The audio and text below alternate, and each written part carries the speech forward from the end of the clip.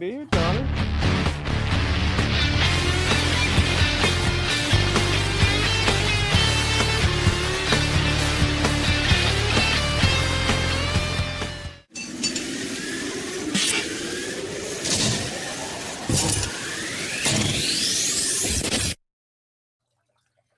What is shaking, everybody?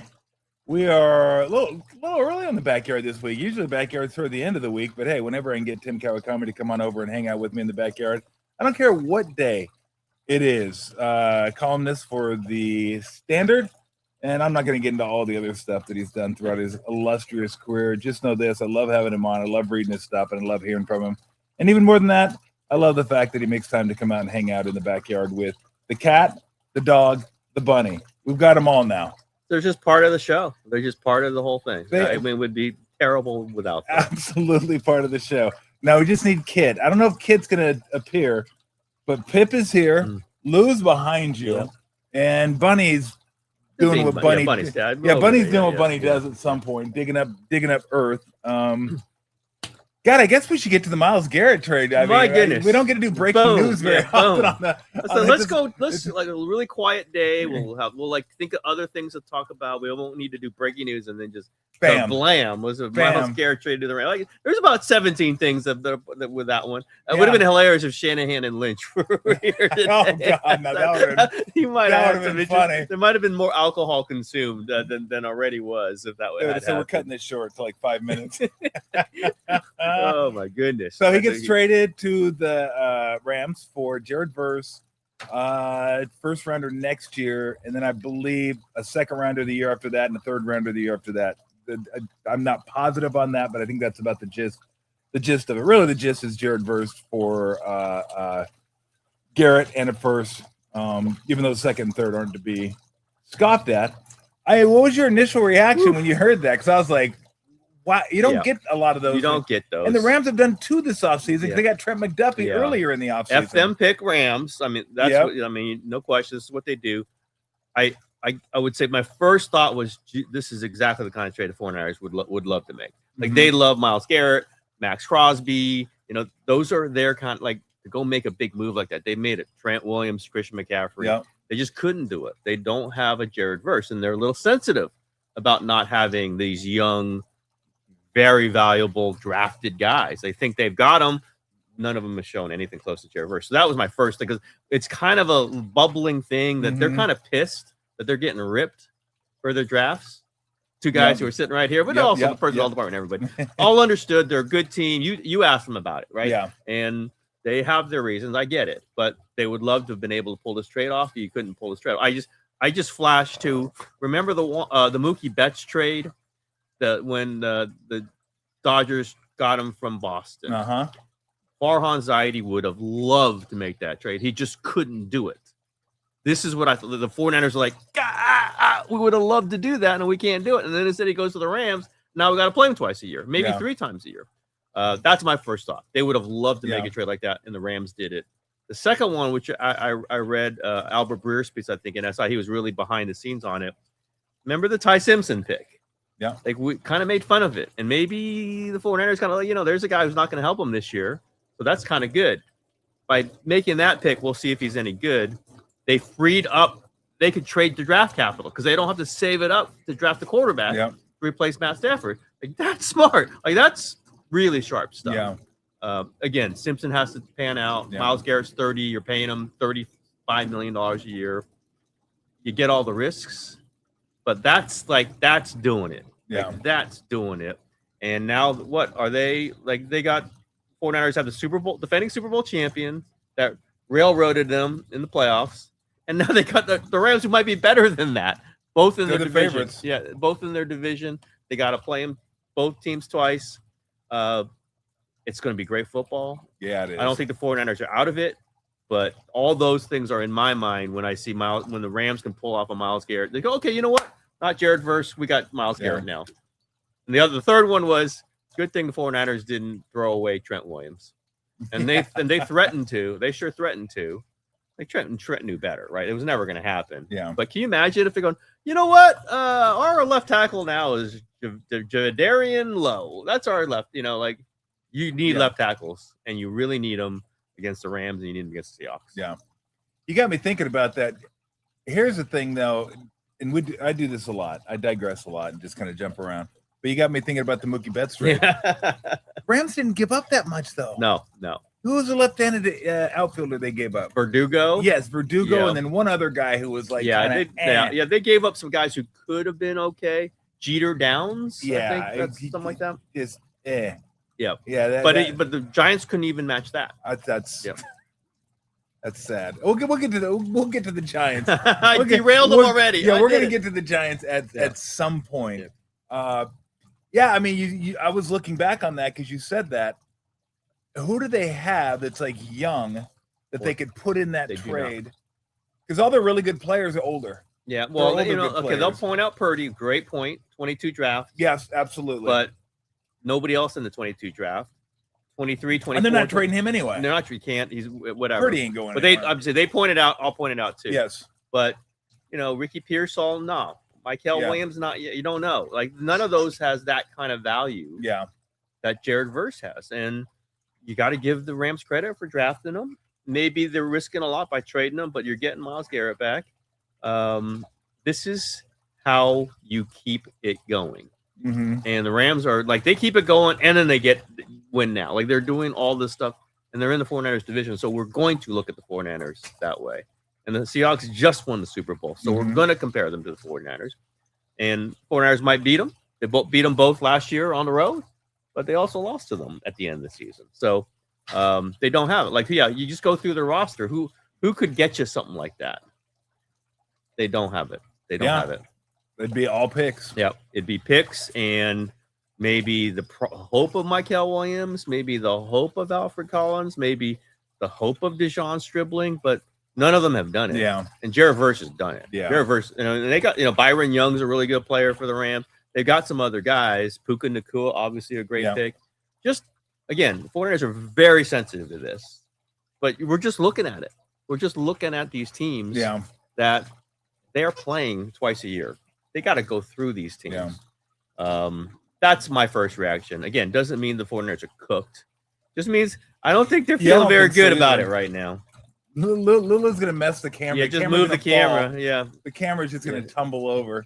Might have to take Lulu and maybe early nap time for Lulu. She found that. I'm not sure where she found the hedgehog. We put the hedgehog up precisely because it made noise. Yeah. And I don't know where she dug it out from, but she's like pretty fond of it right now. I look at their drafts since Lynch has been there and Shanahan has been there. And everyone's bone of contention is if they drafted better, then they would have a better chance to win the Super Bowl. Because I always bring up, I don't really care about the draft as much as I care about the product on Sundays. Yeah.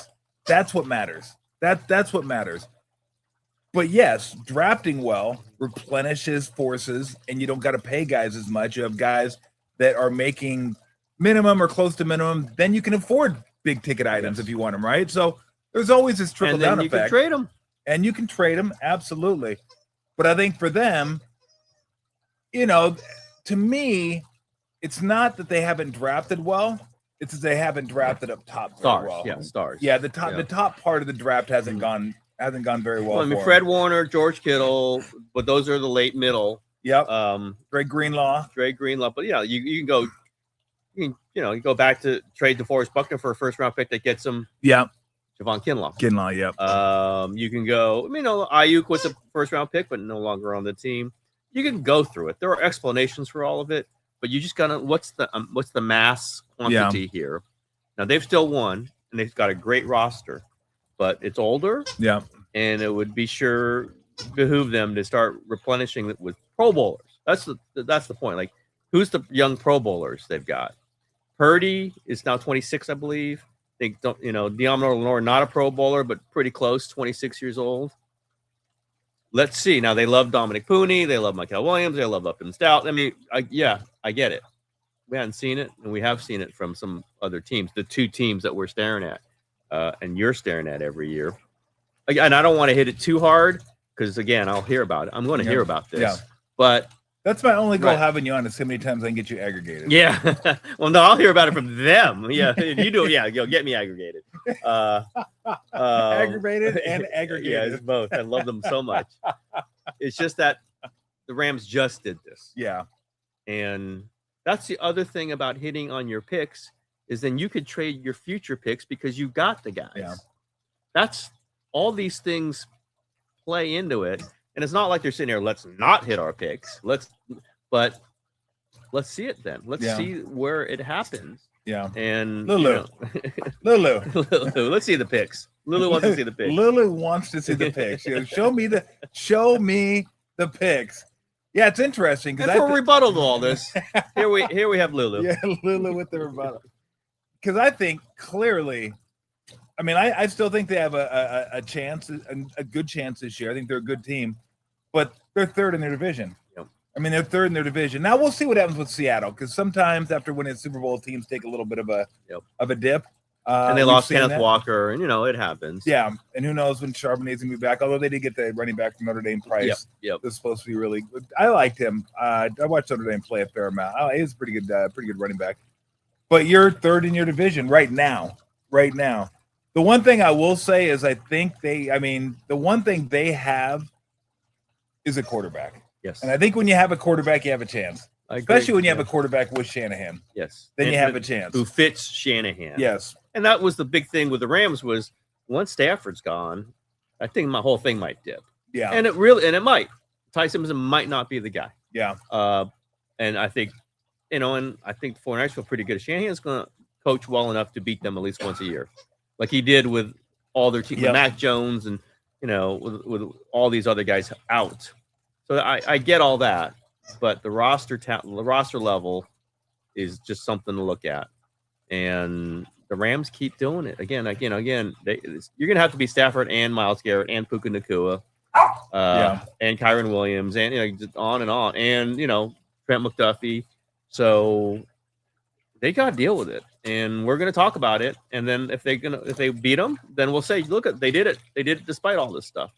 But on the day that the Rams acquire Myles Garrett, and the 49ers would have loved to make a move like that. Yeah. They didn't make a move. They could have traded for Crosby, but they don't want to add that salary. Well, the Rams can. Well, how come the Rams can? Because they've drafted well. All these things kind of click into things that over the long term, you wonder, when Trent Williams is not at the top of his game, when Christian McCaffrey's not at the top of his game. Oh, she made it. Yep. There you go. Lulu. Come on, Lulu. I mean, it really comes down to a lot of it. How much cheap labor do you have? Yeah. Right. And how much, if you have enough cheap labor to be able to afford guys like that? Lulu's on fire today.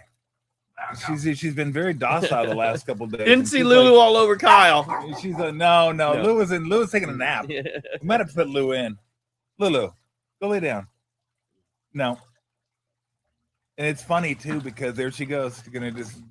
This whole thing could come tumbling down, Tim. You could be leaving here before you really ever got here. just be done. This is the beginning and the end of the Tom Tolbert show.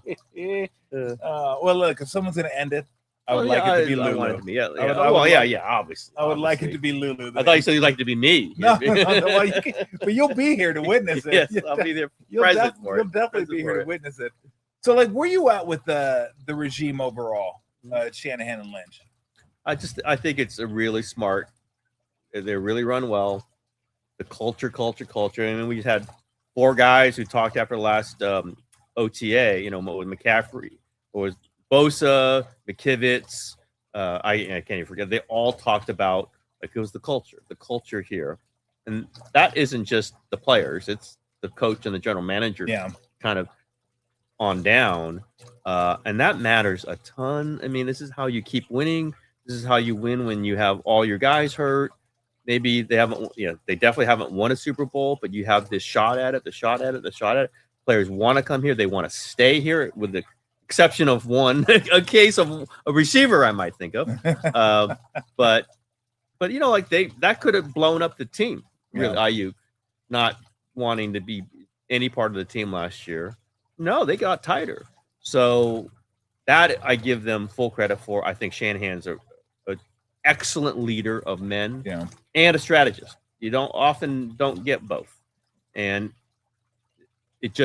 we'll see. He's going to be measured if he wins the Super Bowl or not. I know 49er fans love to get mad about that, but I think they're reasonable.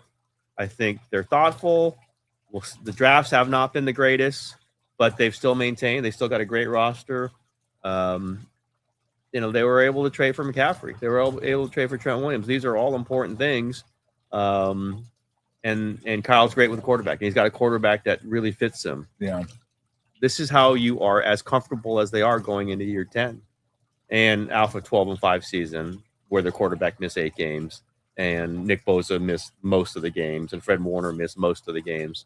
I just think they can just keep doing this. Now, does that mean they're going to win a Super Bowl? Is there something that they don't do that means they can't win a Super Bowl? I don't see that.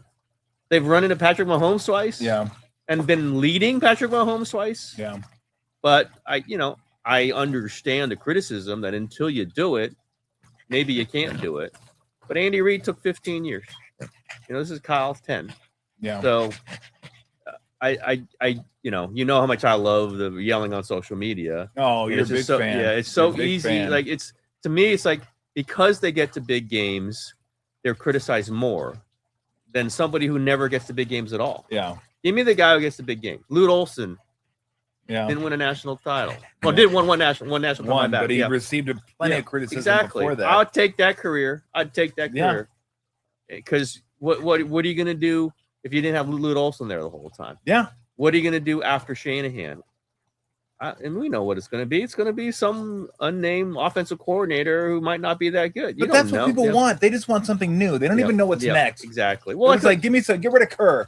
What's next? Don't know. Just don't want him anymore. It's Taylor Jenkins and it's Jamal Mosley and it's like this is you're going to campaign for years and this is what you're going to get. Sean Sweeney. They might be good. They ain't Steve Kerr. No. And you got Steve Kerr.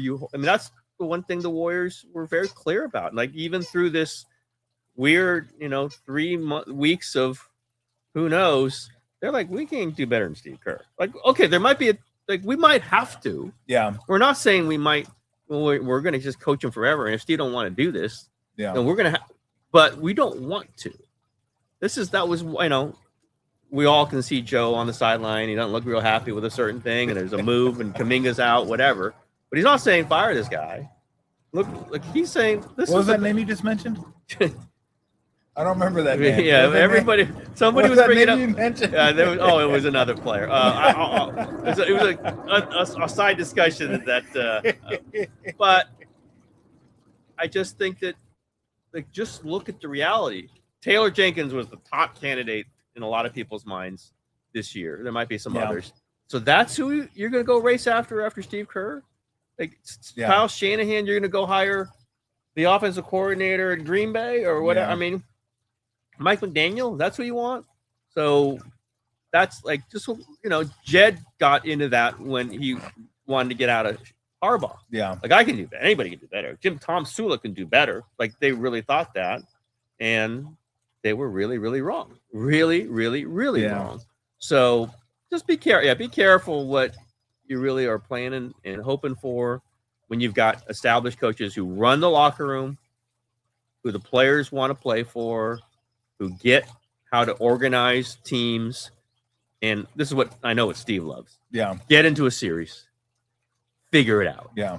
And he's incredible at that. I mean, we know how great they were in Game 4, in Game 5, in Game 6. That's how they won championships. Yeah. Memphis series, Cleveland series, Boston series. How many guys can do that? How many guys do we know who can do that? I mean, I love Doc Rivers, but how many times is he going to blow the late part of a series? Yeah. And how many times Steve's going to win it? Yeah. So that's the part I get with Kyle and John. You have to acknowledge that they've screwed some things up, but what's the major record here? He's won 9 playoff games, which I think is right there with Bill Walsh right now. Yeah. I mean, I'm not saying Bill Walsh. I tried to make the point he hasn't won the biggest one. Yeah. He's won plenty of big ones. Absolutely. I mean, to get to the biggest one, you got to win plenty of big ones and on the road as well. So he's definitely done that. He took me back to the Tom Sula. That's the only press conference I've ever been at. I just at that one. I just You happened really to blessed us with that one. I just happened to be there because we were going to interview Tom Silla after the Okay. after the press conference Okay. for the radio station, and I knew the whole thing was doomed. I knew it was doomed when they asked Tom Silla a question, and he was trying to answer it, and Balky cuts him off and says, "I think what he's trying to say is we're going to run the ball." Yeah. I'm like, did the GM just jump in and cut off the head coach when he was talking? Yeah, I go, this thing is toast. It was bad two ways. Over. One, that the GM would do that, and two, that he had to do it because everyone's like, "What is he talking about?" And so that was just one of those fun little things. Maybe not fun for the 49ers. Just like I knew Tom Sula. I knew they were planning for this, literally planning for Tom Sula to be the coach while Harbaugh was the coach. And I'm going, what are they doing? Like the whole like I can't just rip the guy. Maybe he's a savant that when he's the head coach, it just all works, but I don't think so. And they're passing over Vic Fangio and they're firing Harbaugh. Like, how do you communicate that to people? Well, then he just gets up there and does what he does. He's like, okay, everybody, this is the coach and I could not emphasize this more, who is replacing Jim Harbaugh. Exactly. Replacing Jim Harbaugh. Exactly. But another great moment of 49ers. I felt bad for him because he's like really nice guy. Yeah. And we interviewed him. And it was like, I think it was me, him, and maybe a couple other people in the studio. That's it.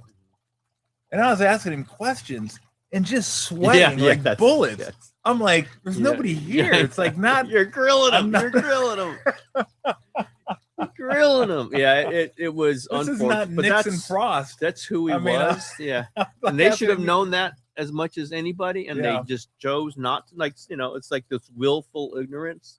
We just like the guy and put him in a spot where he never should have had. And you're replacing Jim fucking Harbaugh. Jim fucking Harbaugh. And that's the point. Yeah. Like at some point you're just kind of going, that's the point. This is what you want to do. Yep. That's when you have a guy like Kyle and you have, it's I don't mean to demean Lynch, but he's really works because he works with Kyle. Like who else are going to get who's going to work with Kyle like that? Who Kyle's going to trust? Yeah. Who's Kyle's going to let go? Like, Kyle, he's got his opinions. He's got, I want this guy because I just saw this highlight and not the other guy. And they go, well, there's like 10 other highlights. Like that's the conversations they have. And John works great with Kyle, and John has a culture. John has a sense of how to play this. And man, you don't have that. Good luck. Like, we've seen what it is. We see what goes on in Arizona. Let's just say we've seen what goes on in other places. We want to bring Balky back.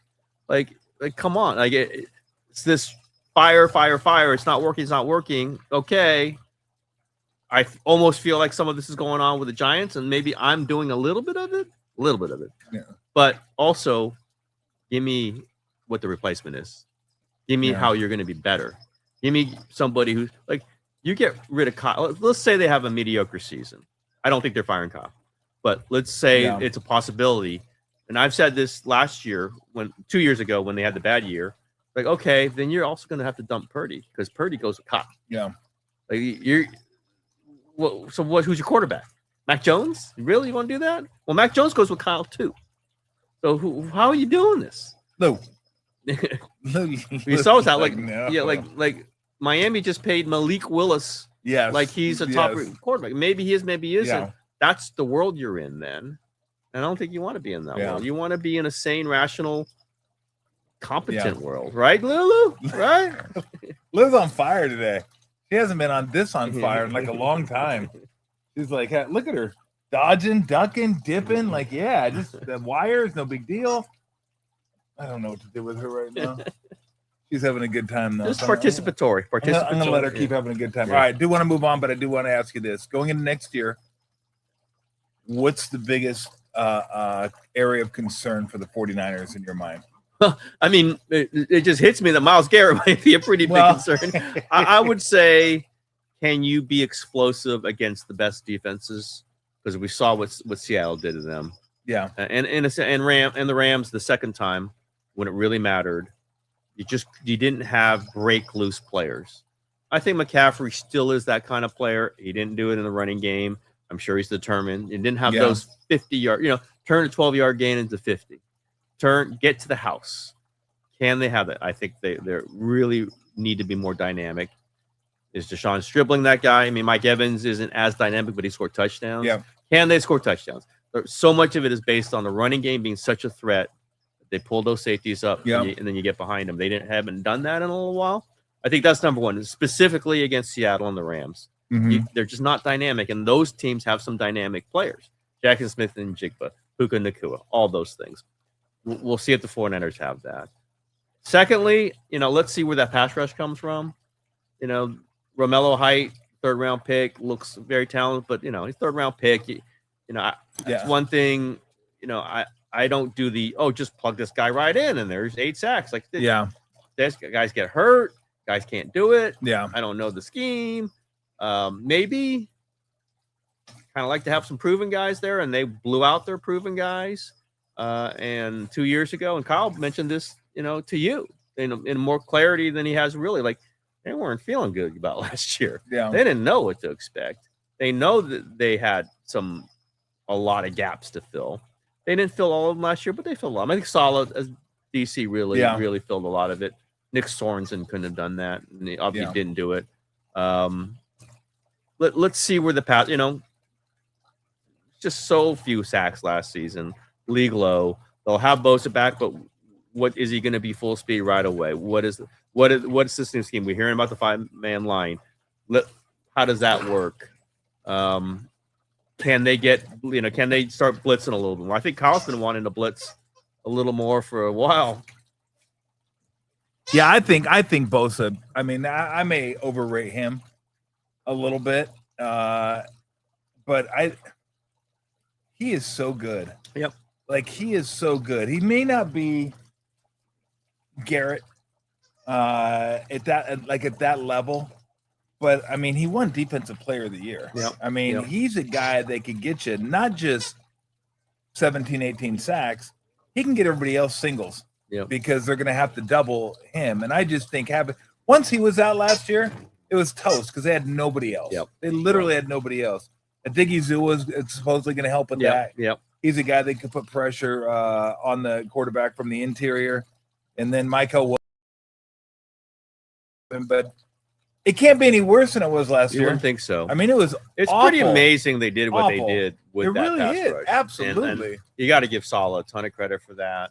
I don't know that Michael Williams is an edge rusher. I don't think he is. I think he's an edge setter. Yeah, he's just long and rangy and can hold you up. Maybe an Armstead, but not as big as Armstead. Yes. And they need Romello Height to do it, or they need to find another way. That's like, again, I thought they might trade for Max Crosby. They clearly weren't going to, but like just something else that scares an offense. Yeah. And that scares Seattle. That scares the Rams. We'll see how they generate. I think they're really counting on, Raheem Morris to have, do some exotic things. Atlanta blitzed a ton and was very good coming off the edge last year with some decent players, but, not superstars. Can you do it with what the 49ers got? It would be very interesting. I mean, Raheem Morris is going to be almost as significant as any player. Yeah. Like, can he do solid plus? Or maybe you give up a little of the solid stuff, but you're more dynamic. Because I know, again, Kyle loved Saleh, hired him back, but he always was kind of on Saleh to blitz more. Now, maybe you give up some deeper plays in the back end when you do stuff like that. But see, that's the stuff that Kyle does not like to scheme against. These all-out blitzes, these stuff that take away certain looks for the quarterback because you just have no time. That's the stuff that he doesn't love. And so he wants the defense to do that. But can you stay solid? Yeah. So that's what we'll see what Raheem Morris does. And maybe some more play. He got some more tools. You got Romello Height. There's maybe some other guys who can come off the edge. We'll see. Those are big things. I think they can stop the run. Again, like Michael Williams, Alpha Calls are really good at that. And Odigizua, but getting to the quarterback, that's a specialized talent. Yeah. That's a really special skill. Bosa's got it. They need one or two other people to get 7, 8, 9, and I keep saying I don't think they've ever replaced Buckner. They thought they could, he was going to make $25 million a year, whatever. I get it. But they thought Kinlaw could do that. Yeah. Didn't do it. They thought Javon Hargrave could do it. Didn't do it. Maybe Odigazua, if I can say it correctly. I think I did get it that second time. Then that's a big thing for them. But let's see it. And I'm really curious to see the Raheem Morris thing because he's one of Kyle's closest friends. Obviously, trusts him a lot. Does some more exotic defensive things. And it's not the wide 9, but they're going to plug the wide 9 into what he does. But he's kind of a character. Yeah. Like, he's a different kind of cat. So that's good. I like character. Nick Sorensen certainly couldn't pull that off.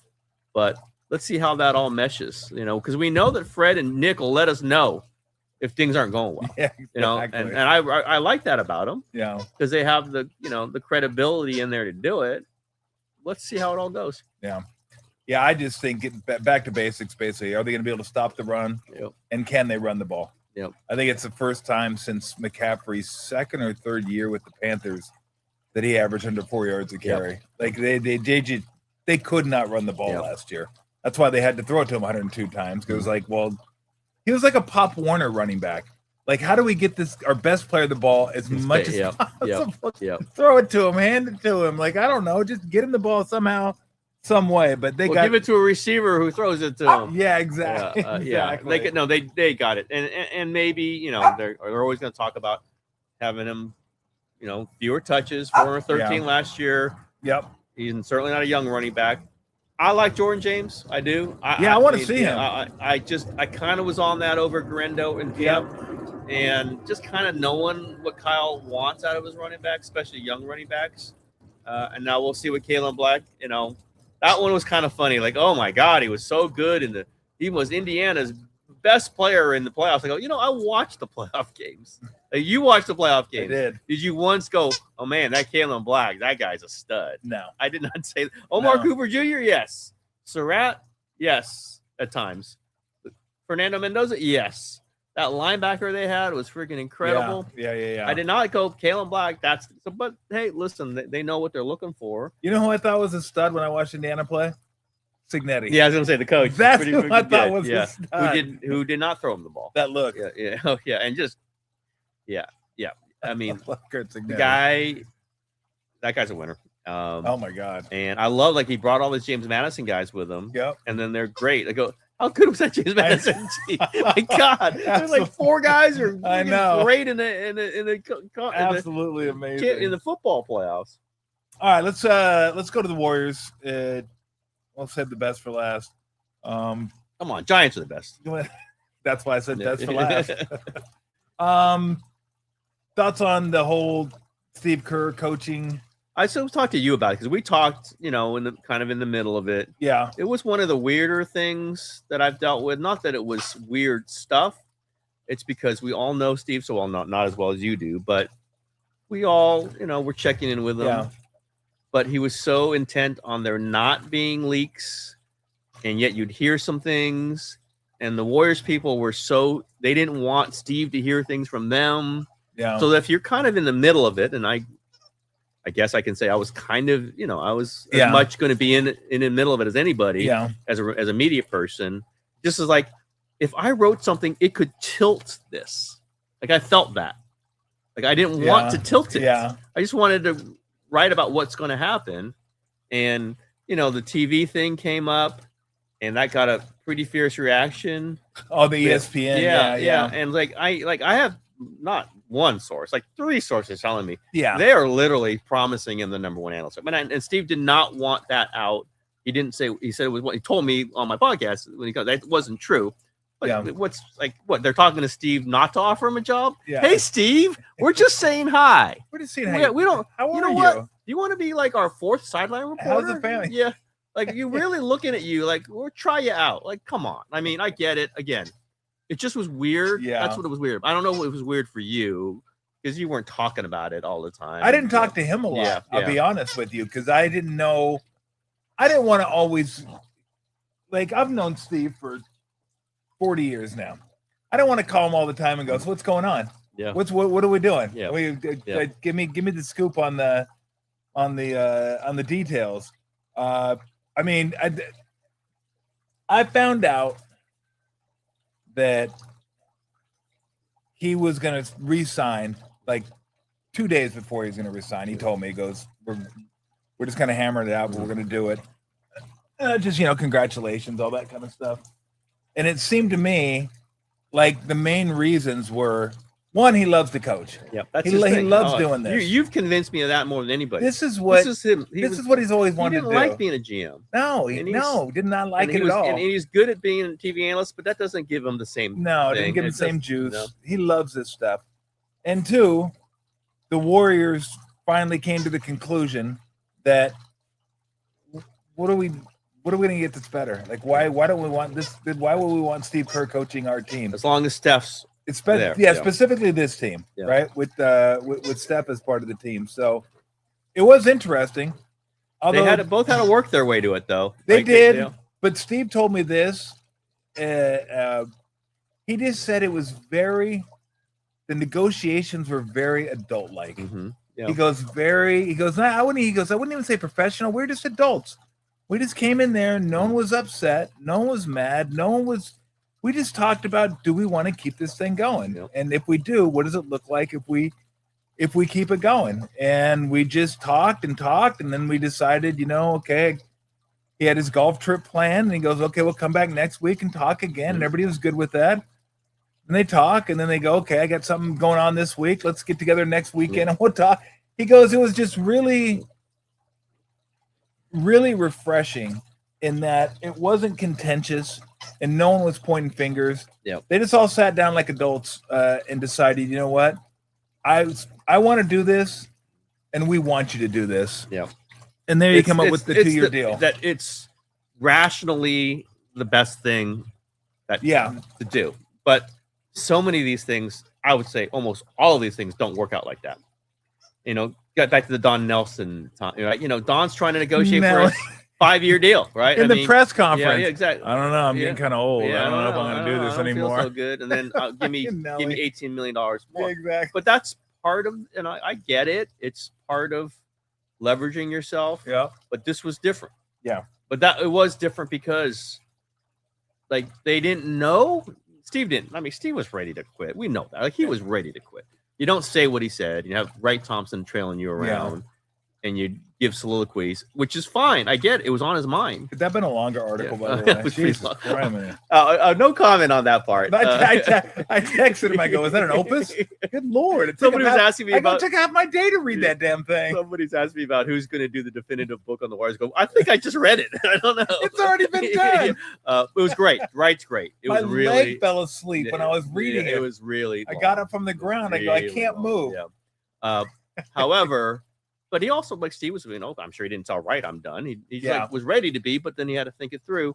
I think the Warriors at times are like, maybe we could refresh this, whatever. But then they also wanted to make sure, like, I think the Warriors are more like, if Steve doesn't really want to do this, then how good a coach is he going to be? But he he came back and he wanted to be the coach. Yep. He had ideas for how they could do this.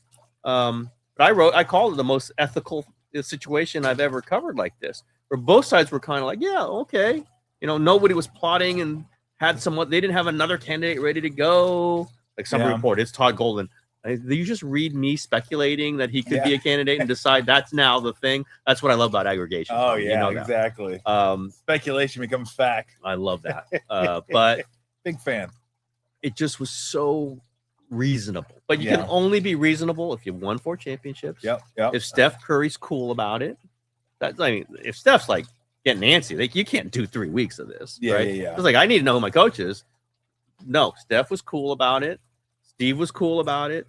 Joe was cool about it. It just was a weird thing to be in the middle of it, of everybody being cool about it, because it could have gone either way for a while there. Yeah. But you didn't want to be, okay, it's sort of this, it's sort of that, and Steve might decide one day that he doesn't want to do this.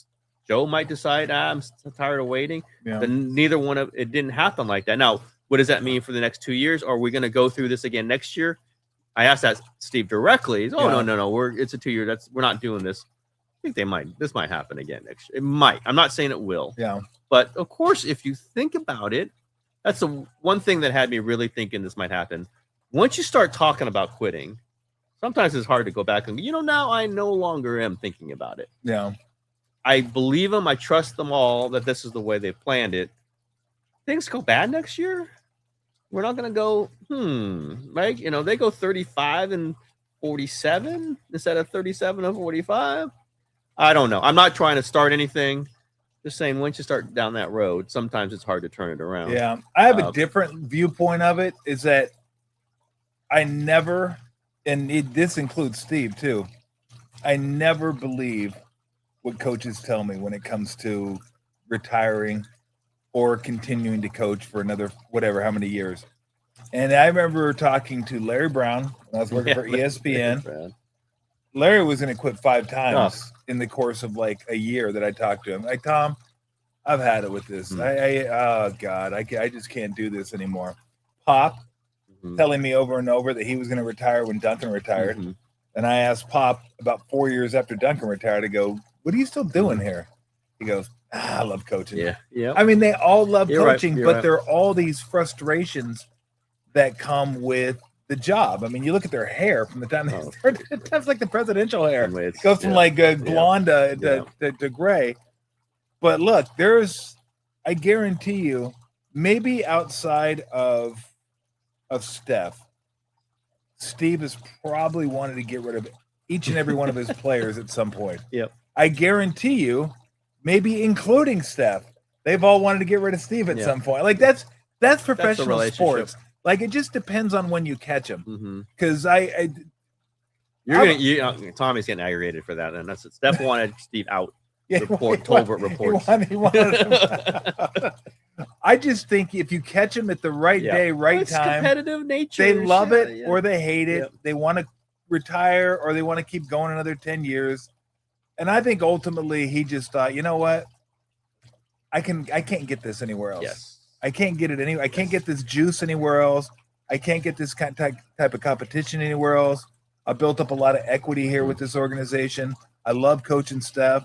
And then believe it or not, I mean, he loves coaching Draymond, even though those two are it's a thing, because they're so similar. Yep.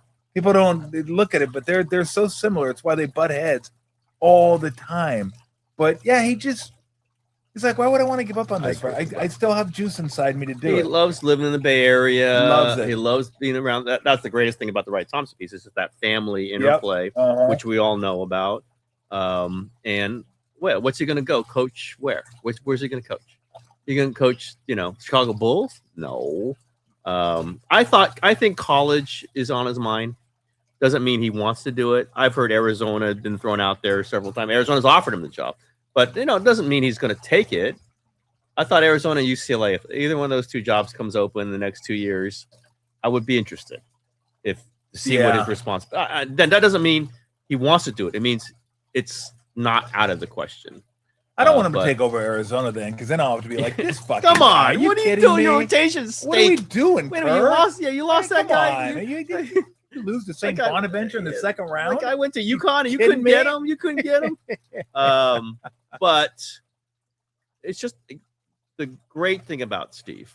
There are many great things, but is that he openly thinks of things and he'll tell you about them. But that doesn't mean he's trying to pressure anybody. Yeah, he's just talking about them. Yeah, this is not leverage. Maybe it's a little. I mean, the TV stuff. I'll hear about this from Steve, but maybe it was a little bit of leverage. They just knew that it was out there. That's where even if there wasn't an NBA job or a college job they want to do, like he could. They couldn't say you're getting $18 million for us or zero from anywhere else. Like he had $7 million or whatever. ESPN wants to rip me for reporting that they were offering him, but it wasn't. Yeah. It wasn't. They weren't offering him $2, right? It was going to be a significant salary, but it was just things that was on his mind. Like he can do a lot of different things, but he ain't going to go into politics. No, he's not going to be a general manager. So I thought he might like the Riley role. I guess so. Kind of the overseer of all things basketball for an organization. Yeah, I don't know. Maybe something like that. I don't know if that gives him enough juice. Yeah, exactly. Because I think he likes being in the fight. He sure doesn't want to talk to agents every day. No, he does not want to do that. No, and he doesn't want to deal with an assistant coach is arguing with another assistant coach, and that stuff he would not want. But he would like if Nick Urin becomes a GM, Yeah, Steve would like to be his Bob Myers. Yeah, exactly. That's probably true. But even then, you're dealing with a lot of that stuff, the cap stuff. So maybe down the road, but I think it's a 2 years is a good time frame. Like initially, it was like, oh yeah, Joe's going to want 2 years and Steve's going to want 1 year. Like, you know what? These are all year to year. It's Yeah, like, really. exactly. I mean, what, are they going to stop him from retiring next year if he wants to? Exactly. It's. I trust them that it's going to be a 2 year thing, but and maybe he coaches more than 2 years. Yeah. Like Steph keeps going. Like who are you going to throw out with Steph? I wrote today, and I've been kind of teasing it out. I think they're live option for LeBron.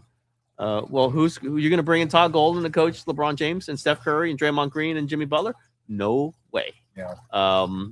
So maybe they can convince Vince Carter to come back too. Vince Carter, yeah. They do the AARP Warriors. Tom Tolbert will be in there. Give him Shoot, Tom Tolbert can make it a half court.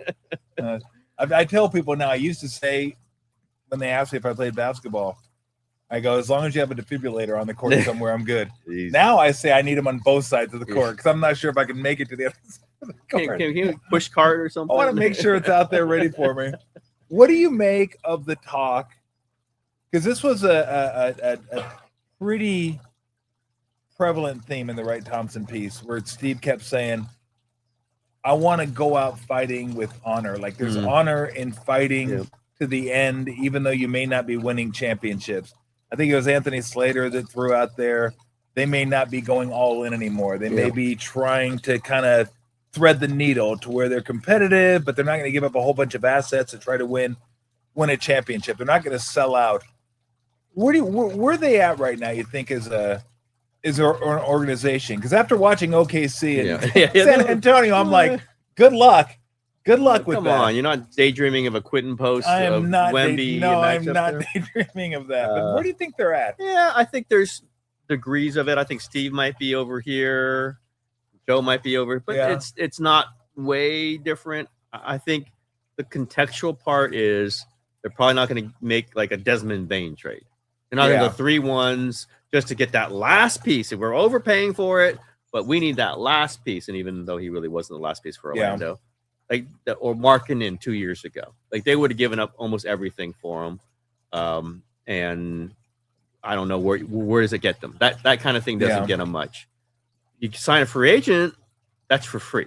That's why I go the LeBron thing. If he'd take 15.1 million, like if he's going to take 15.1, it's going to be with the Warriors more than anyone else. Yeah, we'll see. I think it's like you can split the middle a little bit on that. If you can add pieces. Just don't subtract from the piece. Don't subtract. You got the 11 pick. I would really not want to trade that 11 pick. I think they're going to keep the 11 pick. I think that's what Steve's saying, the meaning of what that means. But I think like Joe Lacob can't help himself. Like, oh, we're going to stink? No way. But plus you got Steph Curry. Yeah. Could you do a little bit of what the Lakers did this year? Guess what? They beat the Rockets in the playoffs. The Warriors have done that, right? Like. Yeah. Is that worth it? Well, then maybe like Denver comes up and knocks off the Spurs. So then you're playing Denver and not, that's not championship. And Steph's off of that, clearly. Steve's off of that. But if Jimmy comes back, if you have some other things, be honorable in that attempt. Not thinking you're going to win everything.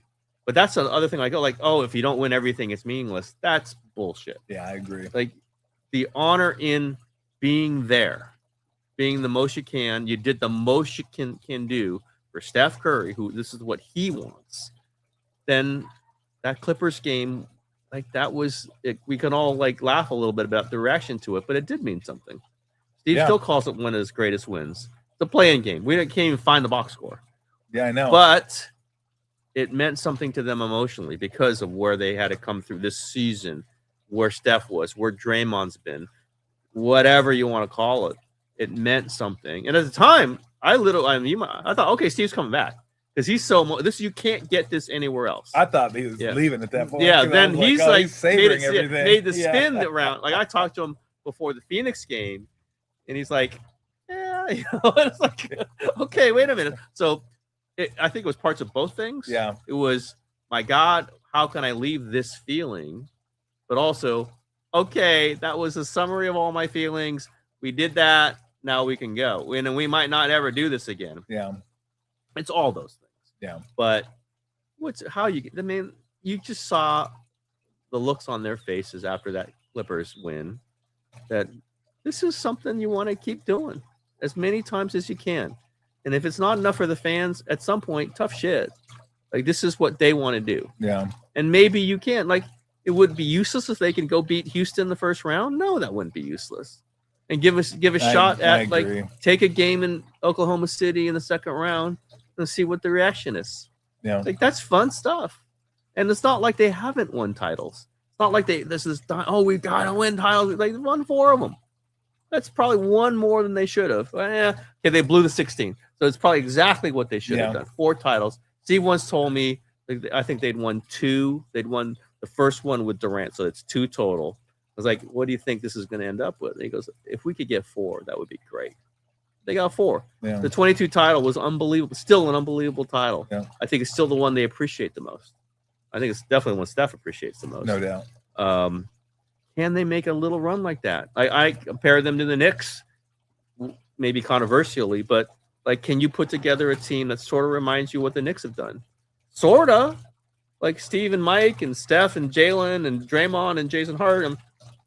Like, they're way older. And it's a lot less likely, but the Knicks weren't likely to do this. And maybe the Knicks get destroyed by the Spurs, and like, who cares? But I still think what the Knicks did is significant. And I will never say these things are not significant. And again, it's just the idea that getting to the big game and losing is worse than never getting there. Stupid. It's idiotic. And I won't go there. I don't care if the young demographic demands it. And then the hell with the young demographic. I mean, I'm happy. I don't know how we got to that point. It's just so stupid. That's why, I didn't, when we had Kyle and John over, I didn't phrase the question great, but I always ask people, and for you, maybe it'd be Northwestern football or something like that, because you're still pretty tied to Northwestern. I mean, is that the one team you would say you still root for? Yeah. Okay. Yeah. So would you rather have in a 10-year period with Northwestern football, 10 college football playoff appearances, maybe get to a finals once or twice, but you never win the championship? Or would you rather have 1 championship, 1 other playoff appearance, and then get like 3 wins the other 8 years? Yep. Like, I would say that, I would always the consistent success, because so much of the conclusion of that, people answering that is throwing out what it felt like along the way. It's the journey. Yeah, and it's 4 once months you lose for the journey. Once you lose the last one, that doesn't mean the previous other ones the joy of that. I will never forget. I went to the year of the Northwestern with the Rose Bowl. Incredibly painful game. But was that Keyshawn Johnson? Yeah, fucking John Robinson, the whole thing. But whatever. I was at the Michigan game in Ann Arbor when Northwestern wins that game. I will never forget that. Yeah. I'll never forget what that felt like. Or watching the Penn State game when I was in Vegas, and I might have had some wagering on Northwestern +8, and they win by 10. It's like this is all like, why do you forget that? Why does that mean? Why people forget that? Now, yes, the end result. Why is Bill Walsh great? Is because they won a Super Bowl. Correct. 100% understood. But you can't call 31 other teams failures. I refuse to do that. Yeah. And being in line to do it, giving yourself the chance to do it, that is the whole thing. You do have to finish it to be great. Yeah. But, like, does somebody want to be the Cardinals? Somebody want to be, whoever else? It's just, you want to be Dallas right now? Haven't been a Super Bowl in how many years? It just, it's all or nothing stuff. I think is garbage. No, listen, I've had this conversation with Steph before. It's like, I told him, like, having covered the 49ers, you guys are so lucky that you won it so fast. Yeah. They won it, their first year with Steve. It was their 3rd trip to the playoffs in the Curry era. Like, if you have this hanging on, can you imagine if it was hanging on you like the 49ers? Got to the finals, lose. Got to the semis, you lose. And he's like, yeah. I mean, he didn't say, like, what's he going to say? Oh, yeah, thank God. But it is a unique situation. I'd take that. I can live within the margins of that if I'm a fan of that. The Northwestern, just the idea, like Northwestern basketball team. They make the tournament once. It was incredible. Can you imagine making the tournament, just expecting to make the tournament? Yeah. That would be great. Well, Arizona. How about Arizona? Like Tommy Lloyd era, right? I mean, I'm happy with where they're at right now. Like, just give me a crack at it every single year. Yeah. Make the year interesting for me. Make it fun to watch. Like, I want to. I use this as an example. Dodgers Giants in 21. When I think the Giants win 107, Dodgers win 106, and then they bat out in the playoffs to the Dodgers. Yeah. I go, that was about as much fun as I've had watching a baseball team in maybe a long time. Maybe there's an Angels season I can look back on. But I go, every day there was the Giants winning, the Dodgers winning, the Giants winning, the Dodgers winning, the Dodgers losing, Giants losing, and then they'd play each other. Yeah. And it was like just this incredible feeling for like 2.5 months. Yep. That was a 2.5 month journey. And did they win the whole thing? No, they didn't win the whole thing. It still was a check swing. But I was on the first baseline. I was like, oh my God, you can't call it. Anyway. But like, you don't take that away. You don't take that doesn't diminish because they didn't win. Like that happened. Yep. That was 2.5 months. And I don't know the right answer because I understand eventually you want your team to win a championship. But I know winning a championship in the playoffs lasts maybe 2 months, a month and a half at most. The whole if you're going to tell me I'm going to have a fun regular season, like the Angels are done. I bring this up they're done. It's over. Season's over. But if you're going to tell me they're going to lose in the playoffs, but I was going to have 4 fun months of Angel baseball to watch, I'd be like, sign me up. Yep. I'm good. And that part about going to lose in the playoffs, you don't know that. You don't know that. So that's the part where I don't like, and I do say this often on social media. I say, like, the last thing you saw isn't everything that means anything. The only thing that can happen. Yeah. It's like, it's just other things happen within all this, and then it happens, and then you start again, and it's not the same thing. And you brought it up because Chet Holmgren. Yeah, exactly. Everybody's like Chet Holmgren. Yeah, it's done. Oh, it's horrible. It's over. He stinks. It's awful. Like he can't play. He can't play anymore. Yeah, you know how many teams would give up a lot to get this guy? No, listen, he might be cursed by Wemby. But so everybody. Like, I mean, a lot of people might be cursed by Wemby. Now, again, as a part of this conversation, I was saying that, like, maybe you have to trade him. That's part of this, but he's worth a lot if you do. Yeah. It's like, I'm not sure that if you're trading him for Giannis, I wouldn't want more back if I'm Oklahoma City. I understand there's a discussion. That's how this all began. Yeah. Oh, he's horrible. He scored 4 points. Like, listen, you can't just go by one freaking. Magic had bad games. Yeah. In big moments. Steph has had bad games in big moments. That's not the thing that defines you. Everything else is what defines you. Obviously, game 7s always mean a lot, but I just can't stand like this one thing. Oh my God, the 49ers couldn't stop Patrick Mahomes in overtime. It's all shit. Yeah. No, it's not. Getting there, and then being able to try to go back, and then go back, and then go back. It will never sell a book, Tommy. No. It will never be. Yeah. But I'm becoming increasingly very, loud about this because I hate it. It's so easy on social media, so easy on other places, Substack, whatever, and I don't like it. I just think it's just I'm staring at Kyle Shanahan's career and going, who's going to do better than this? Tell me who's going to make what's meaningful basketball, Steph's words, meaningful football.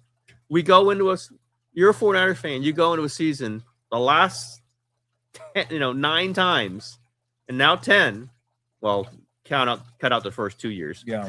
Feeling really good about your chances. Sometimes it worked out, sometimes it didn't. But I just think it's just ridiculous. Like, gotta be the next thing. Do that on friggin' Instagram or something. Not in real life. Do that on TikTok. Yeah. Not in real life. Real sports. And I really fervently believe that. And Arizona basketball is like a perfect example of that. Now there's time, like listen, like I covered UCLA basketball, so I do feel what it means to come up short of that every single year. Decent teams, they're never going to win a national title.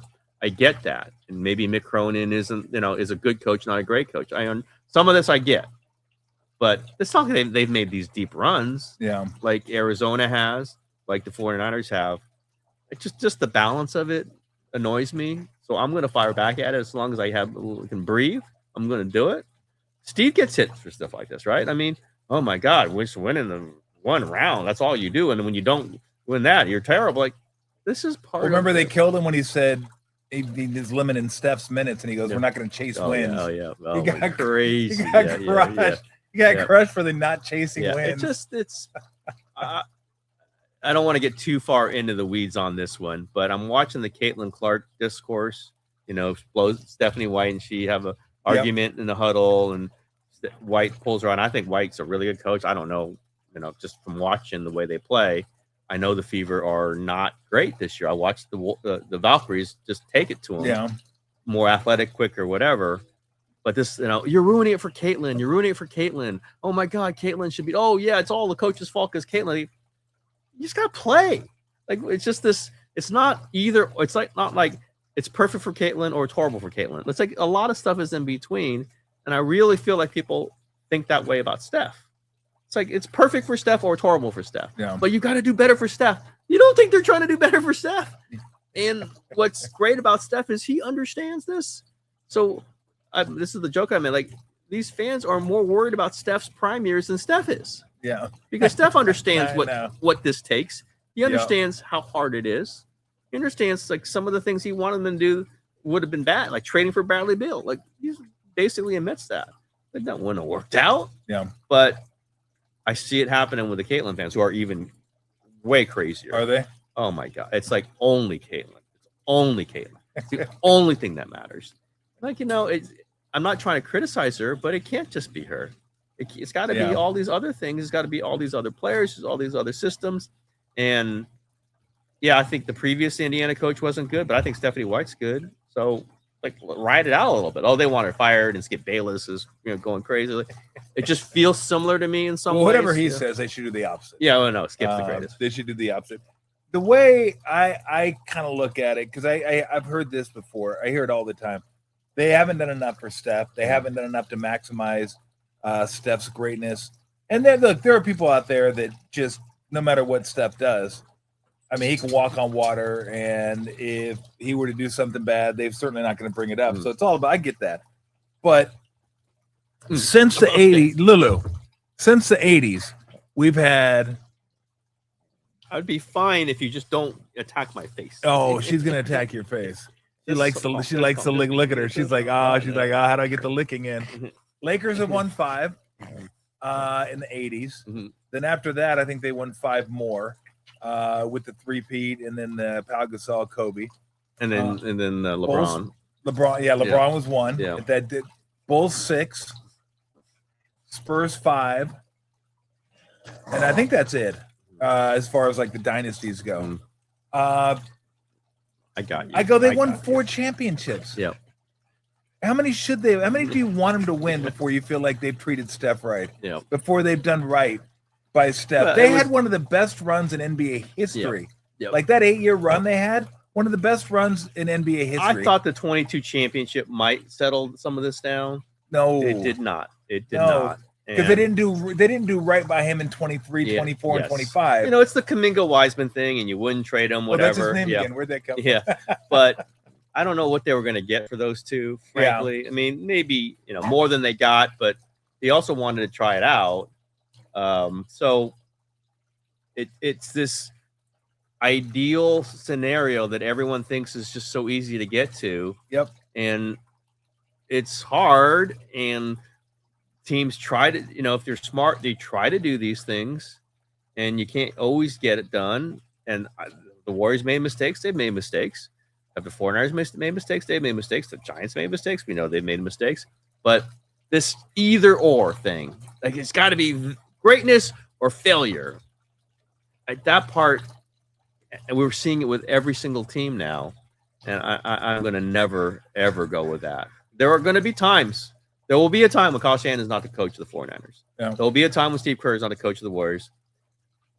But it ain't now, and it wouldn't be best if it was now. So, and I think there's a lot of people who believe that. It's just not, they're not very loud, and the loud ones just bad. And here's Tommy, what I'll say, my great, the thing that makes me feel okay about all this is the crazy ones in the media who do it.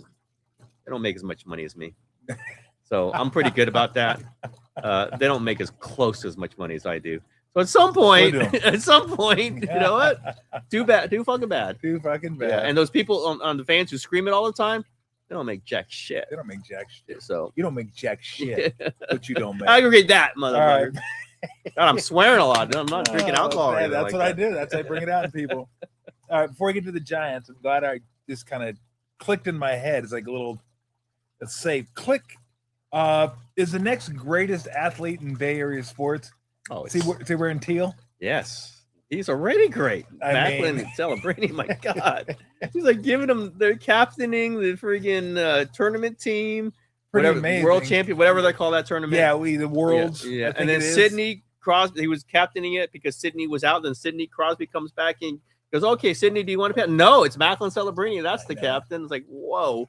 And he's like, we voted the best forward in the term. They didn't win. Canada didn't win, but yeah, I mean, he is as good as Steph was at this age. Yeah. Or better, faster. I don't know if he's going to get to the top that Steph did, but like, this is a superstar. It's happening.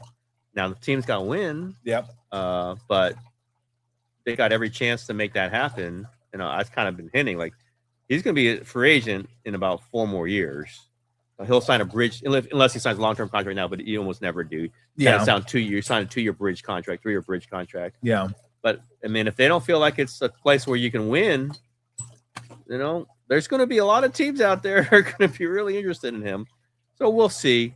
He's going to be the captain next year. Yeah. Like, they haven't had a captain in a while. He's clearly going to be the C. It's going to, and then we'll see how it builds, what the excitement is like. The crowds are up. We know that, obviously. Why wouldn't they be? But it's a gift to the Bay Area. Really is. I mean, it just, and I obviously know his dad. You know his dad. I mean, greatest guy. Like, one of the first guys Steve mentioned was, I love working with everyone here. Like Rick Celebrini, like these are good people.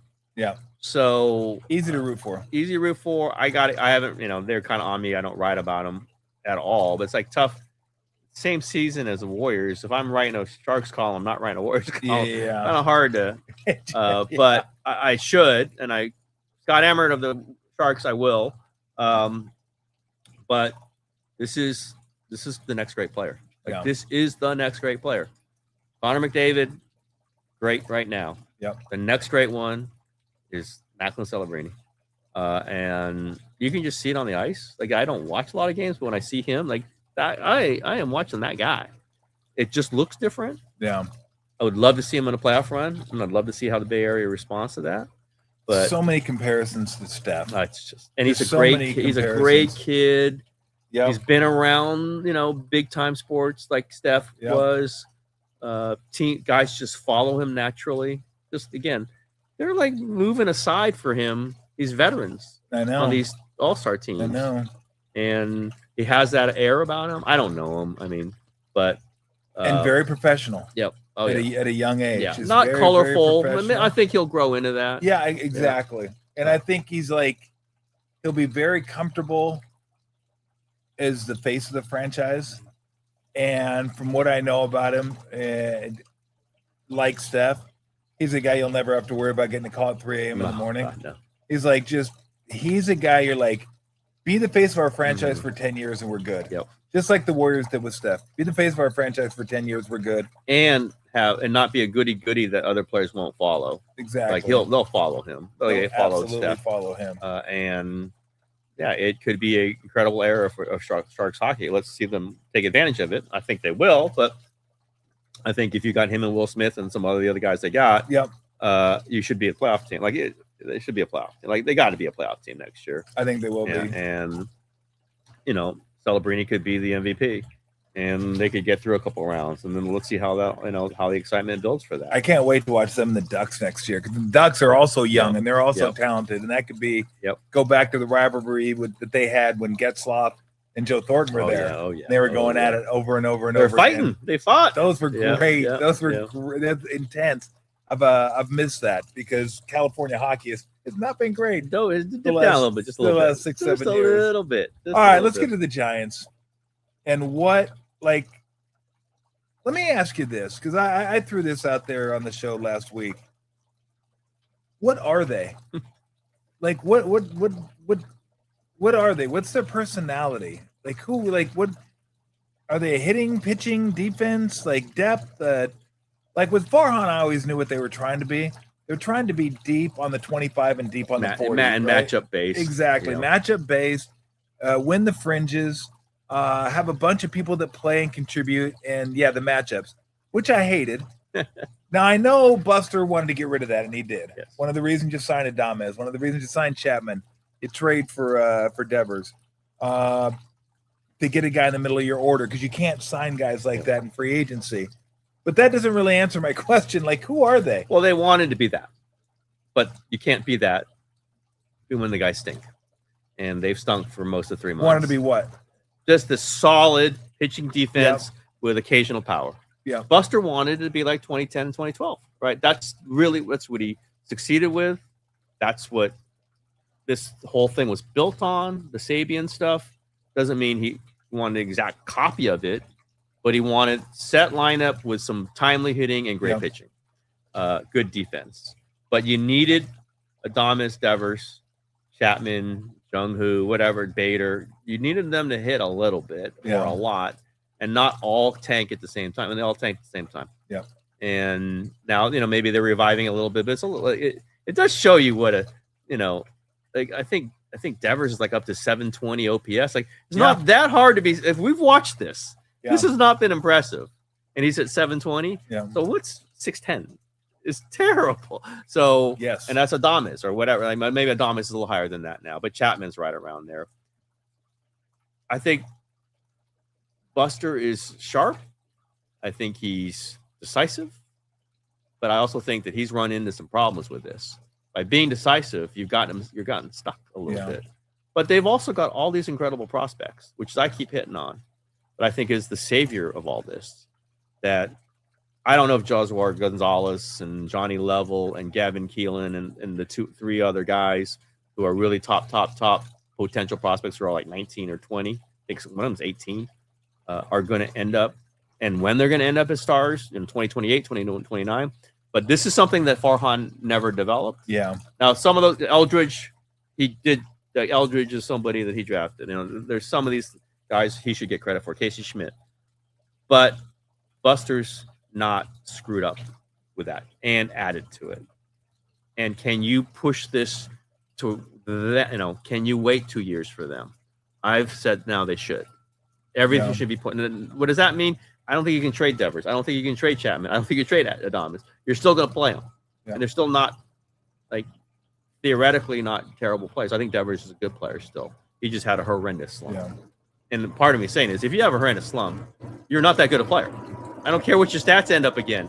You can't be gone for 3 months. And he was gone for 3 months. Adames was gone for 3 months. I do think everything has to tilt to those young players in the system. And maybe when they're a little further, you figure out, okay, we're going to trade 1 or 2 of these guys. We better pick the right 1 or 2 guys, but we are going to figure out, and then we're going to add younger players who fit on the timeline in other positions because they're all shortstops. Yeah. And so you're going to move some and you're going to play some. I think Gonzalez is the one who's going to stay at shortstop. But I think, Buster didn't want to do this. He wanted to win right now, clearly. Pay the money that they're paying. It's just you're going to have to do some adjusting, and you're going to have to, can Logan Webb ride it out? I think he can, but can Matt Chapman? Some of these guys are not going to be. I don't think Chapman is going to be on the team in 2028. Probably shouldn't be. I don't want to be mean about it, but he's been terrible. I know he's gotten terrible social media messages, and it's just awful. Yeah. And I think your former station has not been good about it. No. But I don't ever listen. But I wanted to hear the Buster interview with Brian Murphy, which is fine, whatever. It was tense, but that's fine. But I'm looking for it. I'm seeing all these highlights. The hosts are just screaming about the Giants, just screaming. Like, what are you doing? I know you're not relevant anymore. I'm really being mean now, but I can say this to you, Tommy. Yeah. They're not relevant anymore. Yeah. So maybe you have to scream this stuff to try to be relevant. So I'm not saying it's their fault. I'm saying it contributed to an atmosphere. Yeah. But you can't say that these players have been good. No. I'm not going to say that. Let's see if Buster wants to do it this way. It's the only way I think that's feasible. And I think actually after thinking that Giants fans were not ready for this, I think they're ready for this. They're ready for a couple years not being great, cleaning out your older players if you possibly can, and setting this up for 28. If you really see this, you really see these guys. Like Keelan could be up next year. College player, 3-year college player, first round pick. Maybe the fourth pick is a stud college player. So those two, those kind of players go through fast. And like the Will Clark, Robbie Thompson, we all, that was a big, when I was young, that's like, oh my God, they stunk, but we got Will Clark and Robbie Thompson. Like, that's a long time ago, but hey, the Buster, Bumgarner, Lincecum, Kane, like, can you do something like that? I think Buster, is going to feel bad about what's happening now. He should feel bad. It's bad, but I think you can shift this. I think, trade these guys, some of these guys for pennies on the dollar, or move Adames to second base or whatever. Yeah. And don't screw up 2020. And they haven't screwed up 2020. That's one thing Buster hasn't done. In the offseason, I was positing that, this is kind of, you play it out while the Dodgers get old. Because they're great now, and they'll probably get young. I mean, the Dodgers can do many different things. But right now, they're never going to have Shohei like this again. Like, that's never happening again. No. Shohei's got 3 years of this, maybe 1 year of this, of doing both. Yeah. Okay. I think this is one time Giants fans can accept a little bit of a step back, not a massive one. Don't trade Webb, whatever. And then your guys are going to be ready in 2028. It's not Giants fans. Sabian never would consider that. He just didn't think Giants fans could do it because they had to fill that park up. Well, the debt service is over. They got Mission Rock Resort. They got some things they're doing, or that's the restaurant. I mean, the Mission Rock Development, not the restaurant. I do like the restaurant though. And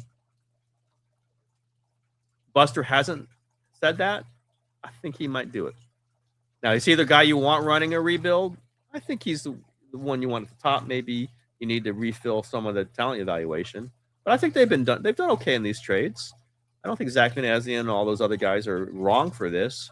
Can they make that pivot? I think they're going to have to, Tommy. I think they're going to have to. Did you brought up Zach Manassian, and I always your guy Perry. Perry, I'm getting tired of Perry Manassian telling me like, our best baseball's ahead of us. Yeah. No, it's not. You suck. Yeah. By the way, he's the Angels general manager, the brother of Zach Manassian. So did he throw Vitello under the bus a little bit by saying Eldridge playing or not is his decision, like the lineups are his decision? Because I can't imagine there any scenario where Manassian or Buster want Eldridge to play, and Vitello's like, nah, not today. I got a better matchup. I got a better matchup there. Even if it is his, it just seemed like you didn't need to say that. Yeah, I didn't hear that, but Buster's been kind of like, I'm not clear on Buster's sense. I think more than anything, like Buster for sure didn't want Eldridge just to be thrown out there, and he goes 0 for 40. And he's still out there, and the other players are going, what the hell? Like, you want him to earn it. That's real. And you don't want it to be a gift, but he's starting to earn it. Yeah. So, like, now let's just do it. And I think he's going to play every day. When Ramos comes back, Eldridge better stay in the lineup. Yeah. And there's ways to do it. Matt Chapman out a lot. Adames out. If Schmidt can play shortstop, there's ways to do it. Devers, even rest Devers. I think doesn't seem crazy to do. But I do think they didn't. I can feel. I know Buster pretty well. I think it's like there's pressures here. Like, don't make it like he's our savior. Don't put too much pressure on him. Don't have the veterans go, this guy's going to get 4 at-bats no matter what. But also, don't waste them. Get him developed. Like, there was a split the middle thing there that they're trying to do. Yeah. He's hitting the ball now. Yeah. I mean, even when he was hitting 180, he was hitting the ball hard way more than anyone else. I do think he can hit fastballs, and I'm not so sure about most of the lineup with fastballs. So with good velocity fastballs, and the whole league is a good velocity right now. Yeah. And so I think it was just kind of like Buster didn't want to blame Hector Borg for this, right? He didn't want. That's not Buster. Yeah. You had to though. Like, everyone's watching it. Like, there's things that are happening that I don't think Buster Posey's whole thing is let's blame somebody. He's not going to want to fire Vitello, and I don't think Vitello deserves a firing at this point. But at some point he might if this doesn't work out. I don't think they want to. It's one of the reasons why the hitting coach hasn't been fired after 3 of the worst months I've ever seen a team go through. It's hackneyed to do it. Yeah. They still might have to do it at some point. I think maybe at the end of the year, but you can see Posey not like, I don't want to do that. And yet I don't think he wanted to blow out, Ryan Walker when they did, but you had to. Yeah. No choice. Now, Patrick Bailey, I think that one had been brewing for a while. I was one of the few people really on it like 2 years ago. Like, you just can't have him hit like this. Like, this is a major league player you're throwing out there who can't hit. It's tough. I don't care how good he is as a catcher.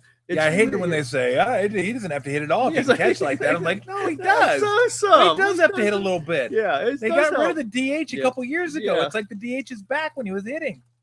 He's batting like what was his OPS plus, like 16 or something? It was so bad. It was like, how can it get that low? The way I always think about it is, okay, if Bailey's hitting second, so you get somebody starts and then you have an out. It's like you start the inning with one out. Like it's one out. And I don't think that was Buster. That one, I don't think he fretted too much over that one. But yeah, there's going to be some, like, he's going to have to eat some of this. No question, he's doing it. But he's not used to it. It's tough. He's only signed a 3-year deal. I'll be curious to see how that. I assume he'll at least go through next year. And you kind of want to not have your guy on only 1-year deal. So maybe it's just weird too, because he's part of ownership. Yeah. So I don't think there's any lineup to start knocking on his door and say, what the hell are you doing, Buster? Like, he was hired to run this team for 20 years. It really was. So you'll just have to get through it. I think he can. I think they're just going to have to the whole dynamic has to shift, and it maybe already is, away from those set veterans. Devers, you can't get out of that one. And he's a pretty good hitter. Yeah. You just have to accept that he might stink for 3 months in a row. And that's hard to do for a guy you're paying 31, 31, 31, 31, 31. But it's easier to take if you have any other hitters around him. And they didn't for 3 months. Yeah. And it's just breathtakingly bad to watch. And there's no question about that. Put so much pressure on. Like, people going crazy about, blown saves, and I get it. They're painful, but every team has blown saves. It's just when you've won, 31 out of your first 50, one blown save doesn't feel like when it's reverse and you've lost 31 out of your first 50. It's just different. So, I think they can fix this. I like Buster. I think he and I get each other, so maybe that's like we do understand. Like, I get what he's doing, but there's going to be some, I don't know if it's contrition. People are going to, oh my God, just admit. No, he's not going to do that. He's going to understand that some things don't work out, and they're going to move in a different direction. I think that's going to happen. Yeah, it's going to be interesting to see what they can do with Chapman and Adames. No, and like I tell people, look, don't judge people by their worst, because they're not getting any worse than this. This is about as bad as it's going to get. Yeah, would hope. I don't think that's possible. All right, you were correct. We're kind of creeping up on 2 already. It's like unbelievable. Yeah, there we go. Have people back here. So let me hit you with a couple that I wanted to get to. You mentioned Ohtani, and I wanted to make the analogy between Ohtani and Wemby, in that nobody does what Ohtani does, pitching and hitting. I don't know that I've ever seen anybody do what Wemby does, although Michael Jordan did win Defensive Player of the Year and led the league in scoring one year. So he was a dynamic force offensively and defensively.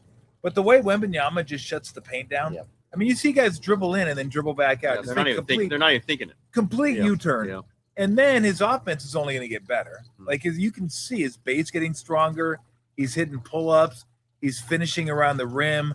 I mean, it's impossible when you just throw the ball up to him. Nobody can get to it. He just gets it and dunks it. Is it like the Wemby era just start? And have we seen anybody quite like this guy? Like, when I look at Ohtani, I go, I've never seen anybody quite like him. And maybe I've never seen, not quite like, I've never seen anybody like him. I don't know that I've ever seen anybody like Wembanyama. I mean, just what he does and how he does it affects both ends of the court. It's really stunning.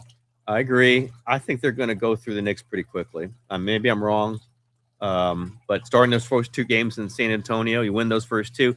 Everyone's talking about the emotions, and it's going to be incredible at Madison Square. But you just take game 3 or 4, you're up 3-1 or 3-0, and I don't know about the Knicks winning game 5 back in San Antonio. Just the way the math of some of these series work, and I don't know who's guarding them. Like Mitchell Robinson, I guess, but he's got a broken pinky, and Cat going to guard. I mean, maybe OG is going to guard him, but then that's going to be tough on OG.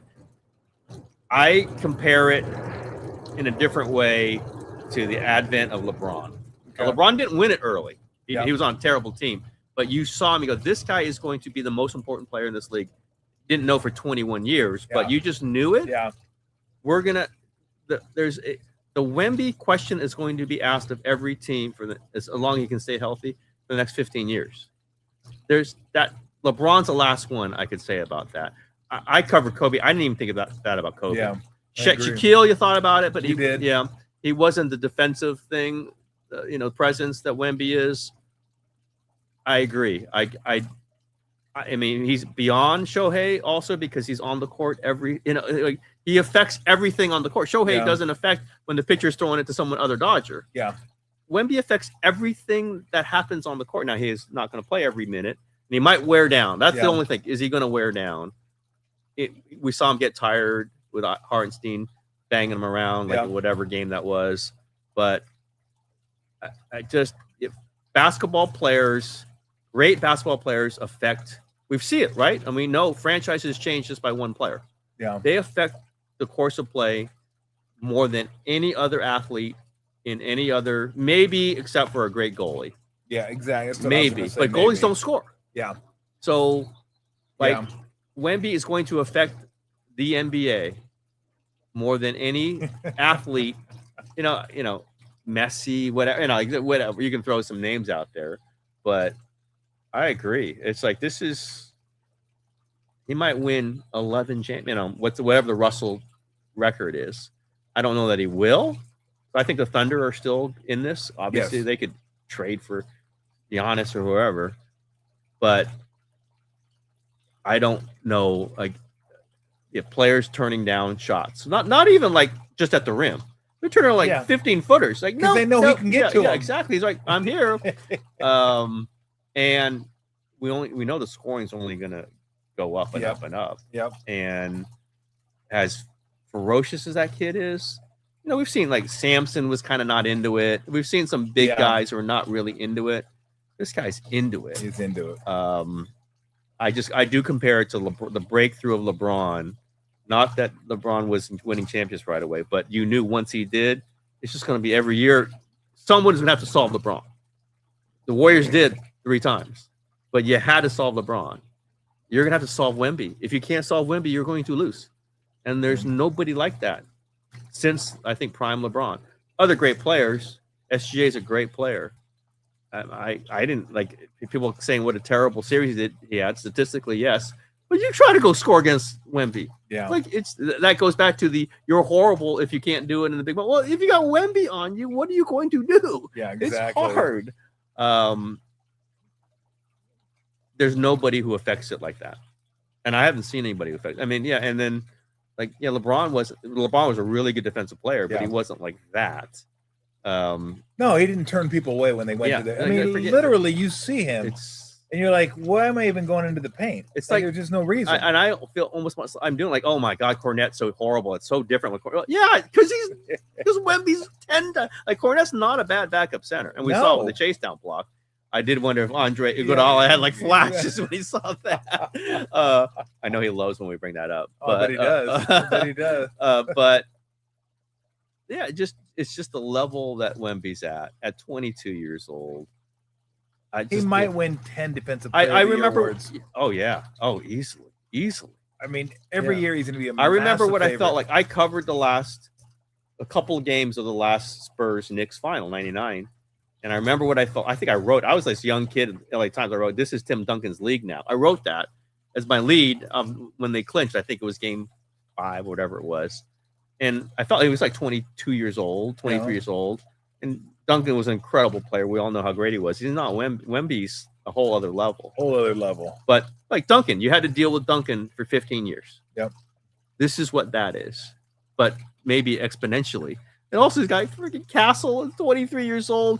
Harper's 21 years old. Like, are you kidding? Fox is only 28. Fox is 28, and they could trade him if they want to. Like 25. It's like, I mean, they're so deep. It's crazy. It's like a perfect team built around him, too. Yep. And now nobody else can do it because Adam Silver decided, hey, let's do a draft reform that no one understands and no one knows what's coming. That's like these draft picks now are valuable because nobody knows where they're going to end up. Like you could be how about Memphis? Yeah. Oh yeah. Next year they have Utah's draft pick, but it can't be in the top 5 because Utah's already been in the. Like what?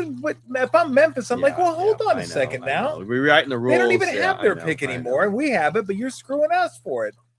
It's a complete overreaction.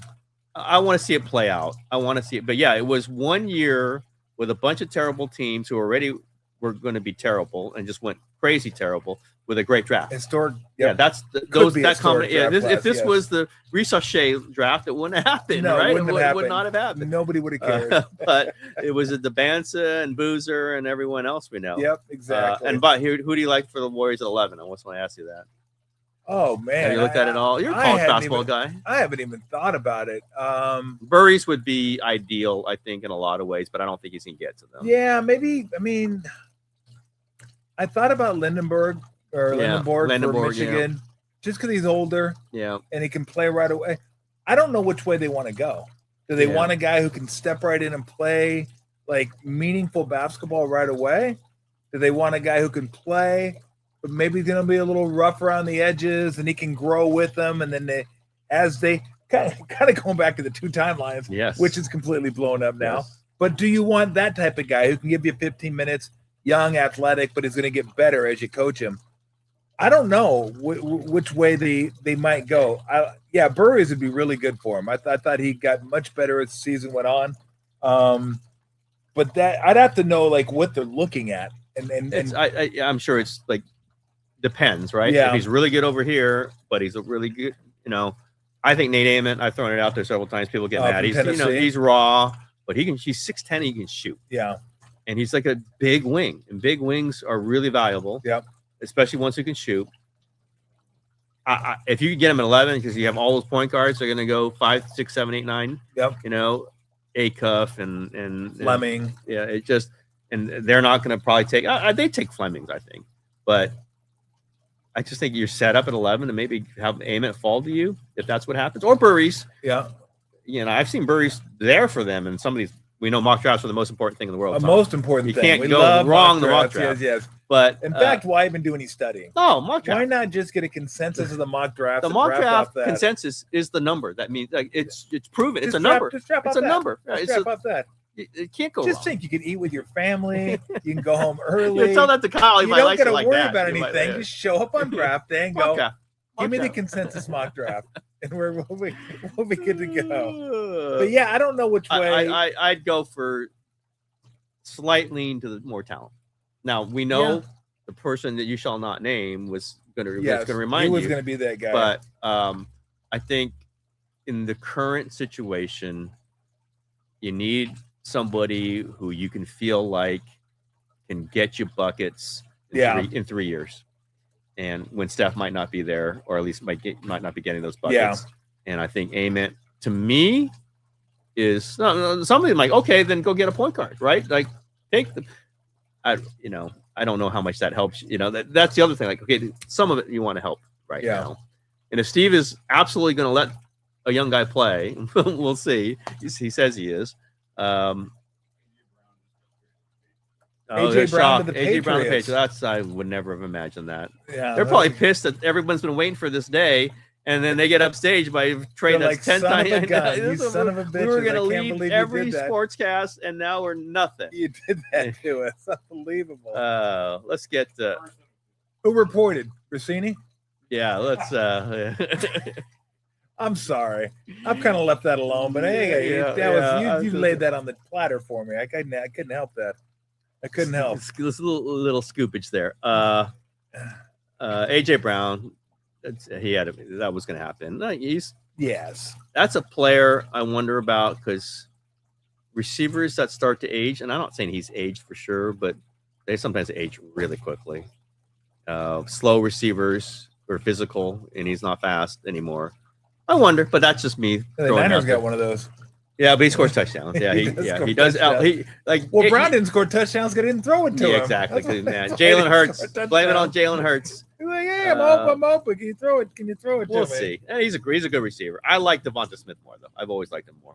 I just think he's just a classic get open receiver, and if the ball's near him, he goes up and gets it. So I think Jalen Hurts agrees with me. All right, a couple more. We got World Cup coming up. Okay, and that's about 10 days away. Yeah, a week away. So Paraguay and USA. I wanted to ask you this because I started thinking. I think Pulisic is probably our best player. Yeah. Would he start on any of the top teams? Would he start on England? Would he start on Spain, France, Germany, Brazil? Like, would he start? Because I've always wondered this. Soccer is first in those nations, period. Soccer is fourth, fifth in this nation, maybe? I mean, everybody will tell you, all the youth parents come out, we're growing. Yeah. Like, don't give me that. You've been growing for 20 years. 20 You've been growing for 20 years now, okay? I get it. And I like soccer. I like ever since I was introduced to, like, the Premier League and Bundesliga and that, I was like, oh, yeah, that's good soccer. Oh, it's that. Now do you get the chance to watch it on Saturdays. But being the fact that it's lower down on the list of priority sports here in the States, can we ever be good?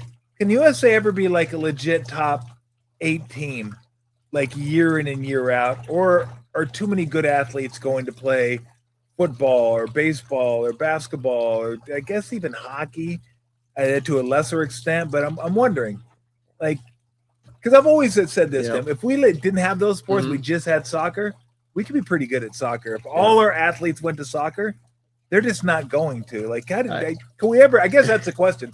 Can we ever be a top tier soccer nation? I think it's possible. I think Pulisic's pretty good. Like he's pretty good. Yeah, I don't know who he would start for. I'm just asking. Yeah, I'd be curious to find out. Portugal or something. Portugal's a world class team. Yep. But I kind of always push back against if we just had our guys do it. Like Messi doesn't look like he's a fantastic athlete, but he's incredible because he just is. Yeah. The sport isn't 6'8" guys running up and down. Like I was, if we put LeBron out there, I don't know. It doesn't seem to fit that sort. And maybe there's some of those guys. It's more like you're born to it. It's about being born to it. Yeah. And you're not born to it. You're not, 8-year-old kids aren't just kicking the ball around in the dirt roads in many cities here, and maybe in some. Yeah. And it isn't the culture. So should there be 11 incredible athletes from America that could? Yes, there probably should be, but I don't know if it's that they go to other sports. It's just that they're not in a culture where that's the most important. Like Messi was going to play soccer. That's just what it was going to be. Yeah. And Ronaldo or whoever else you want, all the other great ones, and we're Mbappe, whatever. But I shy away from, just because you have the biggest population in the richest country, you absolutely have to have the best team or represent. I don't know. They grow up, the kids here, many of them grow up they want to be the next, Shea now or Steph. You don't grow up like, I gotta be that guy. Now, I kind of thought it was going to head that way for 20, 30 years ago, but it just didn't. It just didn't. Women's soccer, it has, but I also thought, okay, once they start going to play. But I would say this too, women's soccer maybe has, because there really isn't professional that's football. The thing. That's there isn't right. professional baseball. There is professional basketball. But the culture is like, okay, if we want to play after college, what avenues do we have? And it's a little limited. Girls have not been, in many of these other countries, have not been encouraged, and they haven't had the stars. And in America, they have. Like these little girls want to be the next Mia Hamm or whoever else. And that's happening for basketball now. Clearly, I was at the Valkyries game yesterday. The little kids, it's so great to see these little kids. Oh, it's awesome. Again, I I think everyone's been waiting for the American superstar, because that's just going to happen randomly. You would think. Where's Freddie Adu? Freddie Adu did not Where's quite make Freddie it. Did Adu? not Is he quite out not there? make it. What happened to him? I just think the culture isn't set up for that, and if you don't have the culture set up for it, you're not going to get that line of great players. That's 7 great players. Yeah. That France seems to have a lot. That Argentina has. That Brazil seems to have. Although Brazil's a little down. But no, I don't think so. And then if they play, they make it to the knockout stage, then people get excited and, oh yeah, that's the next wave. Here they come. Yeah. And maybe it'll happen. Maybe it won't. I tend to the feeling like you can't make something happen, and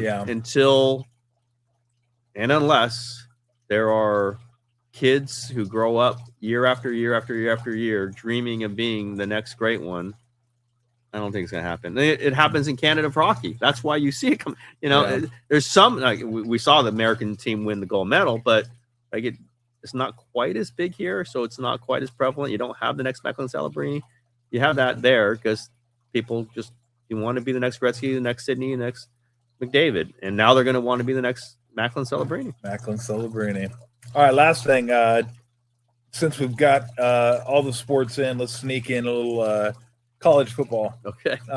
With their 24-team playoff, which, I mean, could they just please come out and say, look, we need as much money as possible. This is a way to get as much money as possible. But I don't know that it is. There's no clear. But don't you think they think it is? They think it is, but ESPN is like saying we don't want all these. They don't want it. Yeah, it's like, so is the what Big Ten wants the it. Texas Tech versus Syracuse 12 versus whatever going to be draw all this extra money, and they're giving away the conference championship games. Like at some point, is there a math problem here? But I think what I've always said is, I'll watch Texas Tech Syracuse versus watching Texas Tech Syracuse at a random bowl game where 10 guys are sitting out. Yep. At least in a playoff game, I'm going to get competition. Do we need it? Of course we don't. We don't need more than probably 8, and that's probably too many in college football. You probably need 6. But I just look at it, and I came up with this idea. I want to get your thoughts on it. Because I've thought, okay, let's just have the Big Ten and the SEC have 20 teams each. 2 big boy leagues. And they have their own playoffs. I haven't figured out all the details yet, but they have their own playoffs, like a Western Conference, Eastern Conference. At the end of it, the SEC will play the Big Ten in the Junior Super Bowl, basically, is what it's going to end up being. And then below them will be ACC, Big 12, Mountain West, Pac-10, whatever that is. And they'll have bowl games. They'll have like their bowl games, or maybe they could even have a playoff. But what we're going to have is relegation each and every year. So 2 teams out of the Big Ten drop down, 2 teams out of the SEC drop down, and 4 teams jump up and take their from place. the Big 12, Pac-12, ACC, all that. Yeah. And then even below that, we can have Division I AA. I don't even know if it's that anymore, the FCS. And all that, like everybody be like, that will be like English soccer. I know Adam Silver's been trying to do this for years, but Adam, it doesn't quite work out when you have 30 teams in your league, okay? You can't play an Emirates Cup and give away the cup to the same teams that are competing for the Larry O'Brien trophy and have it mean anything. Although, don't get me started on that. Nobody else seems to care about it. And you pay the players $500,000. That's the only reason they care, for the winners. But I don't know if the teams will want to get relegated, but can you imagine it would how be great fun. that Junior Super Bowl would be, and how also great the playoffs would be. Well, we saw the relegation for the games. Premier League thing was out of control. Being a Northwestern alum, I do have to initially put my protest to this, not for any reason other than I would not want to see some relegation going on in Evanston, Illinois. But yeah, I mean, I think some of that might happen. I mean, I think there's going to be a Super League. I do at some point. And I think it might help. Like West Coast football just died, right? So like get like a West Coast Big Ten faction. Yeah. Get SC and UCLA back in. Oregon, Washington State, Boise State, Cal, Stanford, San Diego. Like just get that back in there and have that be like a conference. You can call it the Big Ten West. We call it whatever we want to. And figure out craft and Midwestern, like it used to be. Yeah, like but call it a Super League, like it used to and then everyone feeds into a playoff.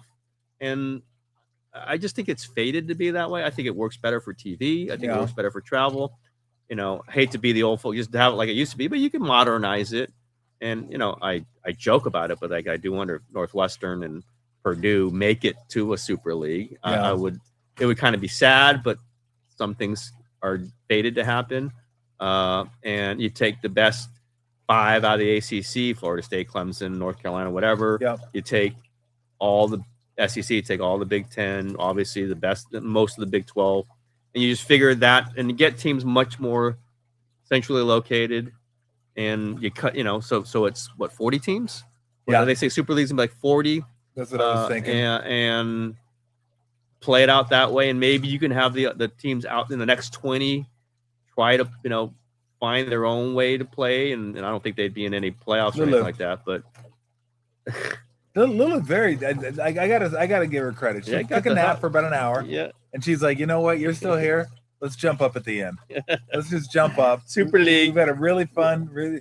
So would you rather have Northwestern getting their heads beat in a Super League, or having a chance to win a second-tier league? Tell me who's in the second-tier league. I don't want to be in when they stinking teams, but like, no. It'd be like Georgia Arizona, Tech. Baylor, Georgia Tech, maybe North Carolina State, Syracuse, Colorado State. I wouldn't be against Boise, that. Fresno, Colorado State, something like that. I wouldn't be against that. I also, but the years they're good, you love it when they're beating Michigan and Penn State. You gotta want that once in a while. Now it turns out it happens like once every 30 years. That's for relegation. Yeah, I know. That's where it comes into play. You play well enough in the lower league, you get a chance. You can to start doing a little more relegation in Super Leagues. I think it's harder to do it if you have the conferences as they're constituted now. Well, no, I think it would be a Super League. Yeah, and I think the playoff structure would be set up in. Like you said, the West Coast Big Ten, that'd be like one division. Yeah. You'd have 4 divisions with championships, maybe a couple wild card teams, something like that. Hell, they could even bring back the most arrogant division names in the history of division names is when the Big Ten decided they wanted to go with leaders and legends. That was really bad. Get out of here really with that crap. We all have our great memories of when the Leaders Conference Championship winner put that banner up. Oh, yeah. And then they took the Legends Championship. You know what? We're 3rd place in Legends. I think we'd be 2nd place in Leaders. Oh, God. But, here's the one thing we're talking, like Premier League relegation. You have players under contract. They're thinking they're going to play Premier League. They get dropped down. The transfer rules would help figure out the logic of a college football, because then if my team gets relegated, I'm just transferring out. Free transfer. It would screw up ticket sales and TV and all that. But whatever, we don't care about that. We don't care about that stuff. We just want what's best. Figure it out. They do it over. I just want to make sure Northwestern's not screwed. That's all. That's my only constituency. Okay, how about we give you guys a crack at the Super League? But then, hey, if you get relegated, that's on you. How many years we're talking of relegation? Yeah. But it's always 1 year. Yeah, you go down, and if you have a great in the top 2, you go back up. Yeah, I would not be against this. I would fear that it would just, obviously we know the super team, the great teams would be in there, but that's the way it should be if you're a great team. I just like when Northwestern plays Notre Dame and Northwestern plays Ohio. I like that. It's just as a fan of the team. Yeah. Oh, this is the year we got Ohio State at our place. We might beat them. And it has randomly happened. This is the year we have Baylor. Yeah. This is the year we got Arizona. We want Arizona. Exactly.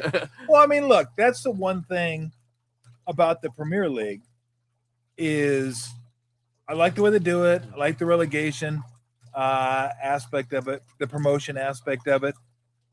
But right now, they haven't even. I think they got one game left. I believe in the Premier League, something like that, and then they'll qualify for the Champions League and all that kind of stuff. But you could tell me who's going to be in the top 4 or 5 next year in the Premier League. Same as college football. I mean, so it's no different over there. I can almost guarantee you it's going to be some combination of Arsenal, Man City, yep. Liverpool. Man United has kind of jumped back up in there.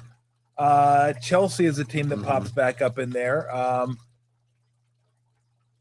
you'll get one team that may be like, oh, wow, they're competing for a Champions League berth.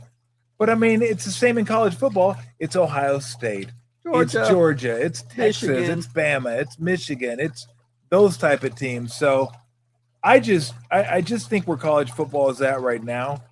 And look, I like the playoffs, but look what the first round was last year. It was just slaughters. I mean, Mississippi, who'd they kill? Tulane, just crushed them. I think one of the better games was actually Alabama at Oklahoma, where they won at Oklahoma. But there were just so many games where it's like, just I don't really want to see. Now they're going to have 24 teams. Yeah, you were the one saying I watched those. Like, I would watch it over the bowl game. Yeah. If it was a bowl game, but we don't need it. No, just like we don't need 76 teams in college hoops. So the stuff we were talking before, like the coaches want these 24 because they want to get in, and then their bonuses. Their jobs, yeah. But you don't make it. It's like the NCAA tournament. Like now, like you don't make the tournament, you're fired. Like in the big stuff, like it is the decisive thing. Whereas a 12-team playoff, like you can say, we were close. Now you don't make it a 24-team playoff. You think Auburn's going to live with that for a year? You think Texas A&M is going to leave that? Well, like it becomes. You presumably you're going to be one of the top 24 teams, but there are times you're not. Yeah, and maybe you get fired anyway. But sometimes I don't think coaches think long term very much. They're thinking right now, what do I feel like? What's going to save my job? And I don't know that it actually will save their job. We'll see. But no, I like the idea of it. I just know I'm not even a passionate Northwestern fan, and you're going to run into passionate fans of every single team that would be in jeopardy of getting kicked out of this. And be better. And their Congress people and whatever. Be better. But I'm not against it. And like Northwestern playing in a league where they're got a chance to win every single game.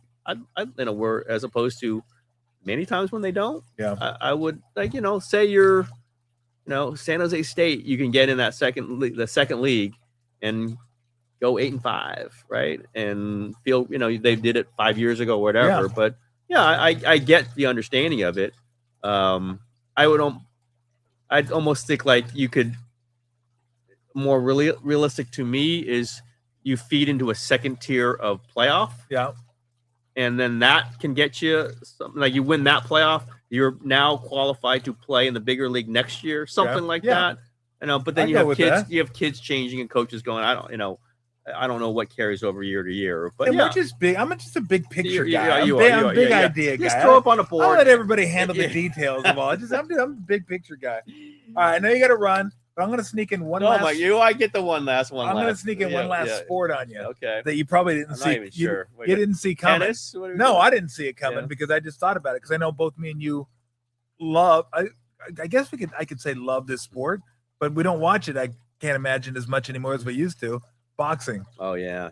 I mean, what? Yeah. I mean, I know UFC's the thing now, but you covered boxing. Mm-hmm. You covered De La Hoya extensively. Yeah. I love boxing. I used to watch all the big fights and even some of the smaller fights. It's gone now. Yeah. Like it is gone. Is it ever coming back? Is it just over? Is it over? Like you think back. Yeah. I always go back to the 80s, right? With Hagler and Hearns and Leonard and Duran. And even Mustafa Hamsho and Aaron Pryor, Arguello. Yes, I couldn't name you like four boxers now. It's sad too. It's such who's the heavyweight champion? You've been able to say that? No idea. I saw my man, the Gypsy dude, came back. He fought on Netflix. What was that guy's name? The Gypsy, the guy that fought on Netflix, the heavyweight champ. You don't need to look it up. Yeah. No, I proved my point. His brother, huh? Yeah, Fury. Oh, Tyson Fury. Okay. Yeah, I think he fought on Netflix or something. Yeah. I'm like, what is going on? It's like third here? comeback. I think its time has come and gone, and it's sad. Now they're still gonna have fights. There was just one. De La Hoya just promoted one in San Jose. There will be an audience for it, but it's less and less. And I don't know what happened, but they just lost the dynamic fighters. I know boxing definitely believes that NBC deciding it wasn't important to put Olympic boxing on TV was a big part of it. You just couldn't create stars. That was Sugar Ray Leonard, Oscar De La Hoya, Spinks, Mayweather. These guys came out of that. That's part of it. But NBC is not showing it because there is an interest. Like it's twofold. If you were a super interesting sport, NBC probably would still show it. But there hasn't been another De La Hoya, right? I mean, and even when I was covering De La Hoya, the sport was sort of dying, and he was carrying it, and so was Mayweather, and so was Pacquiao, and whatever. But you have not seen another one of that. Those charismatic, cover it all. There's a couple great fighters in Japan, whatever. People always are telling me like they're hoping I follow it. I just don't really follow it very much. I think Asia is where it's still pretty big, but like, man, it was like even like the middle of like Nigel Benn. Remember his fights? Yeah. Like there was like friggin' just real stuff going on. Roy Jones Jr., James Toney, like that was the era I covered, and there was always something. Chavez, they just lost that lineage. I don't know why that happened. It just culturally or financially or TV, it just went away. UFC took a big bite out of it. And the thing is, UFC doesn't pay their fighters right, man. That might be that's the economic model. Yeah, like those guys, I can't believe they're living with what they're being paid. Like some of them, they're like making $600,000 for fights. I know. Like, and maybe the economics were off for boxing. What's Floyd making? $50 million a fight, like $100 million, I think, for like some of the biggest ones. Maybe that was wrong. Maybe that just didn't work out. But I love boxing. Someone was talking to me about it last night, and like, I'm sorry, I just don't really do it anymore. I don't do it anymore either. And I used to do the pay-per-views. I used to follow like whatever I tell it, the Oscar's still promoting, so I'm sort of kind of interested in what he's doing. But again, you and I cannot name the heavyweight champion. No, we can't even name a active heavyweight. Tyson Fury is not really active. No, he's not active. So Usyk in there somewhere, like no. But it's sad, and is Galata still boxing? Yeah, hitting people in the balls. Yeah. I'm gonna give you. I want to see if you'll get this, because there's not many people that would get this. Steve Kerr might get this. Mm-hmm. Steve and I go back and forth. We're like, how many people do you think get that reference? We're like, me and you. That's it, and they just move on. Because we both. He's a big sports fan like we are. He just follows sports, all sports. But I think of this guy because we're talking about boxing, Olympic boxing, and I thought of him as like Olympic boxing's version of Sadahara O. Okay. A guy who was like kind of mythical, great, but never got a chance to come over here and show how great. Cuban? He was. Yep. Which one? Do you know who? Take a guess. I'm trying to think. Teofilo Stevenson? Yes, you guys told. Yeah. That's a total me and her thing. That is that is our exact when we were like teenagers, right? Yeah. I was thinking Tim will probably get this one. Teofilo Stevenson. Yeah. He was like gold medal winner. Like 3 times, I think. Yeah, incredible Cuban boxer. Heavyweight, never got a chance to come over here and see how good he was. And that was during like a heavyweight era. Like there was some really good, good heavyweights. That was the dream. Like Teofilo against Ali. I knew you'd get that. That one. You did not think you would come over here and talk Teofilo Stevenson. Where's he going with this? Because I think he's going to Teofilo. That was not on the card. Wow. But ladies and gentlemen, that's a mic drop. Thank you so much. Thank you. I always appreciate you coming over. I was telling you, I don't think I could have followed Kyle and John, but I can follow Larry Krueger. Yeah. That one I can follow. And on that note, that's fantastic. Teofilo Stevenson and Larry Krueger. God, that is great. All right, the rest of the week is Michael Thompson's going to join us. Will Clark's going to join us. We'll talk a little basketball, a little baseball. Want to thank Phil Work. If you happen to be going to a Giants game, then go over to their China Basin outdoor. What would you call that, Ogden? The outdoor bar, outdoor brewery, outdoor beer patio. I don't know what you call it. Riverfront or whatever. McCovey Cove front. Cove front. Yeah, let's put it this way. It's very cool. It's on the other side of the cove. If you're going to go to the game, stop by there, have a beer, go to the game, or you can just go there, watch the game, get the ambient sound, be sitting next to McCovey Cove. The one on Mission Rock's going to be opening pretty soon, or at Mission Rock. You can go over to Berkeley, San Ramon, San Leandro, Corte Madera, Sacramento. They're all over the place. Grab yourself some non-alcoholic beverages or some fully leaded beverages. I enjoy the new the pale ale that they have out right now. It's very, very tasty. Pulp, their flagship beer, very, very tasty. So the weather's great. head on over, grab yourself a lovely Fieldwork beverage. Tim, thank you so much. Anytime, Tommy. I appreciate it. Love being here. Oh, I love having you. I love being able to do it in the backyard. And you got, I would say you got 80% of Lou today. We got full Lou. We got full Lou. I don't know what 100% would be. A little tired out right now. 100% of Lou's probably like a year ago.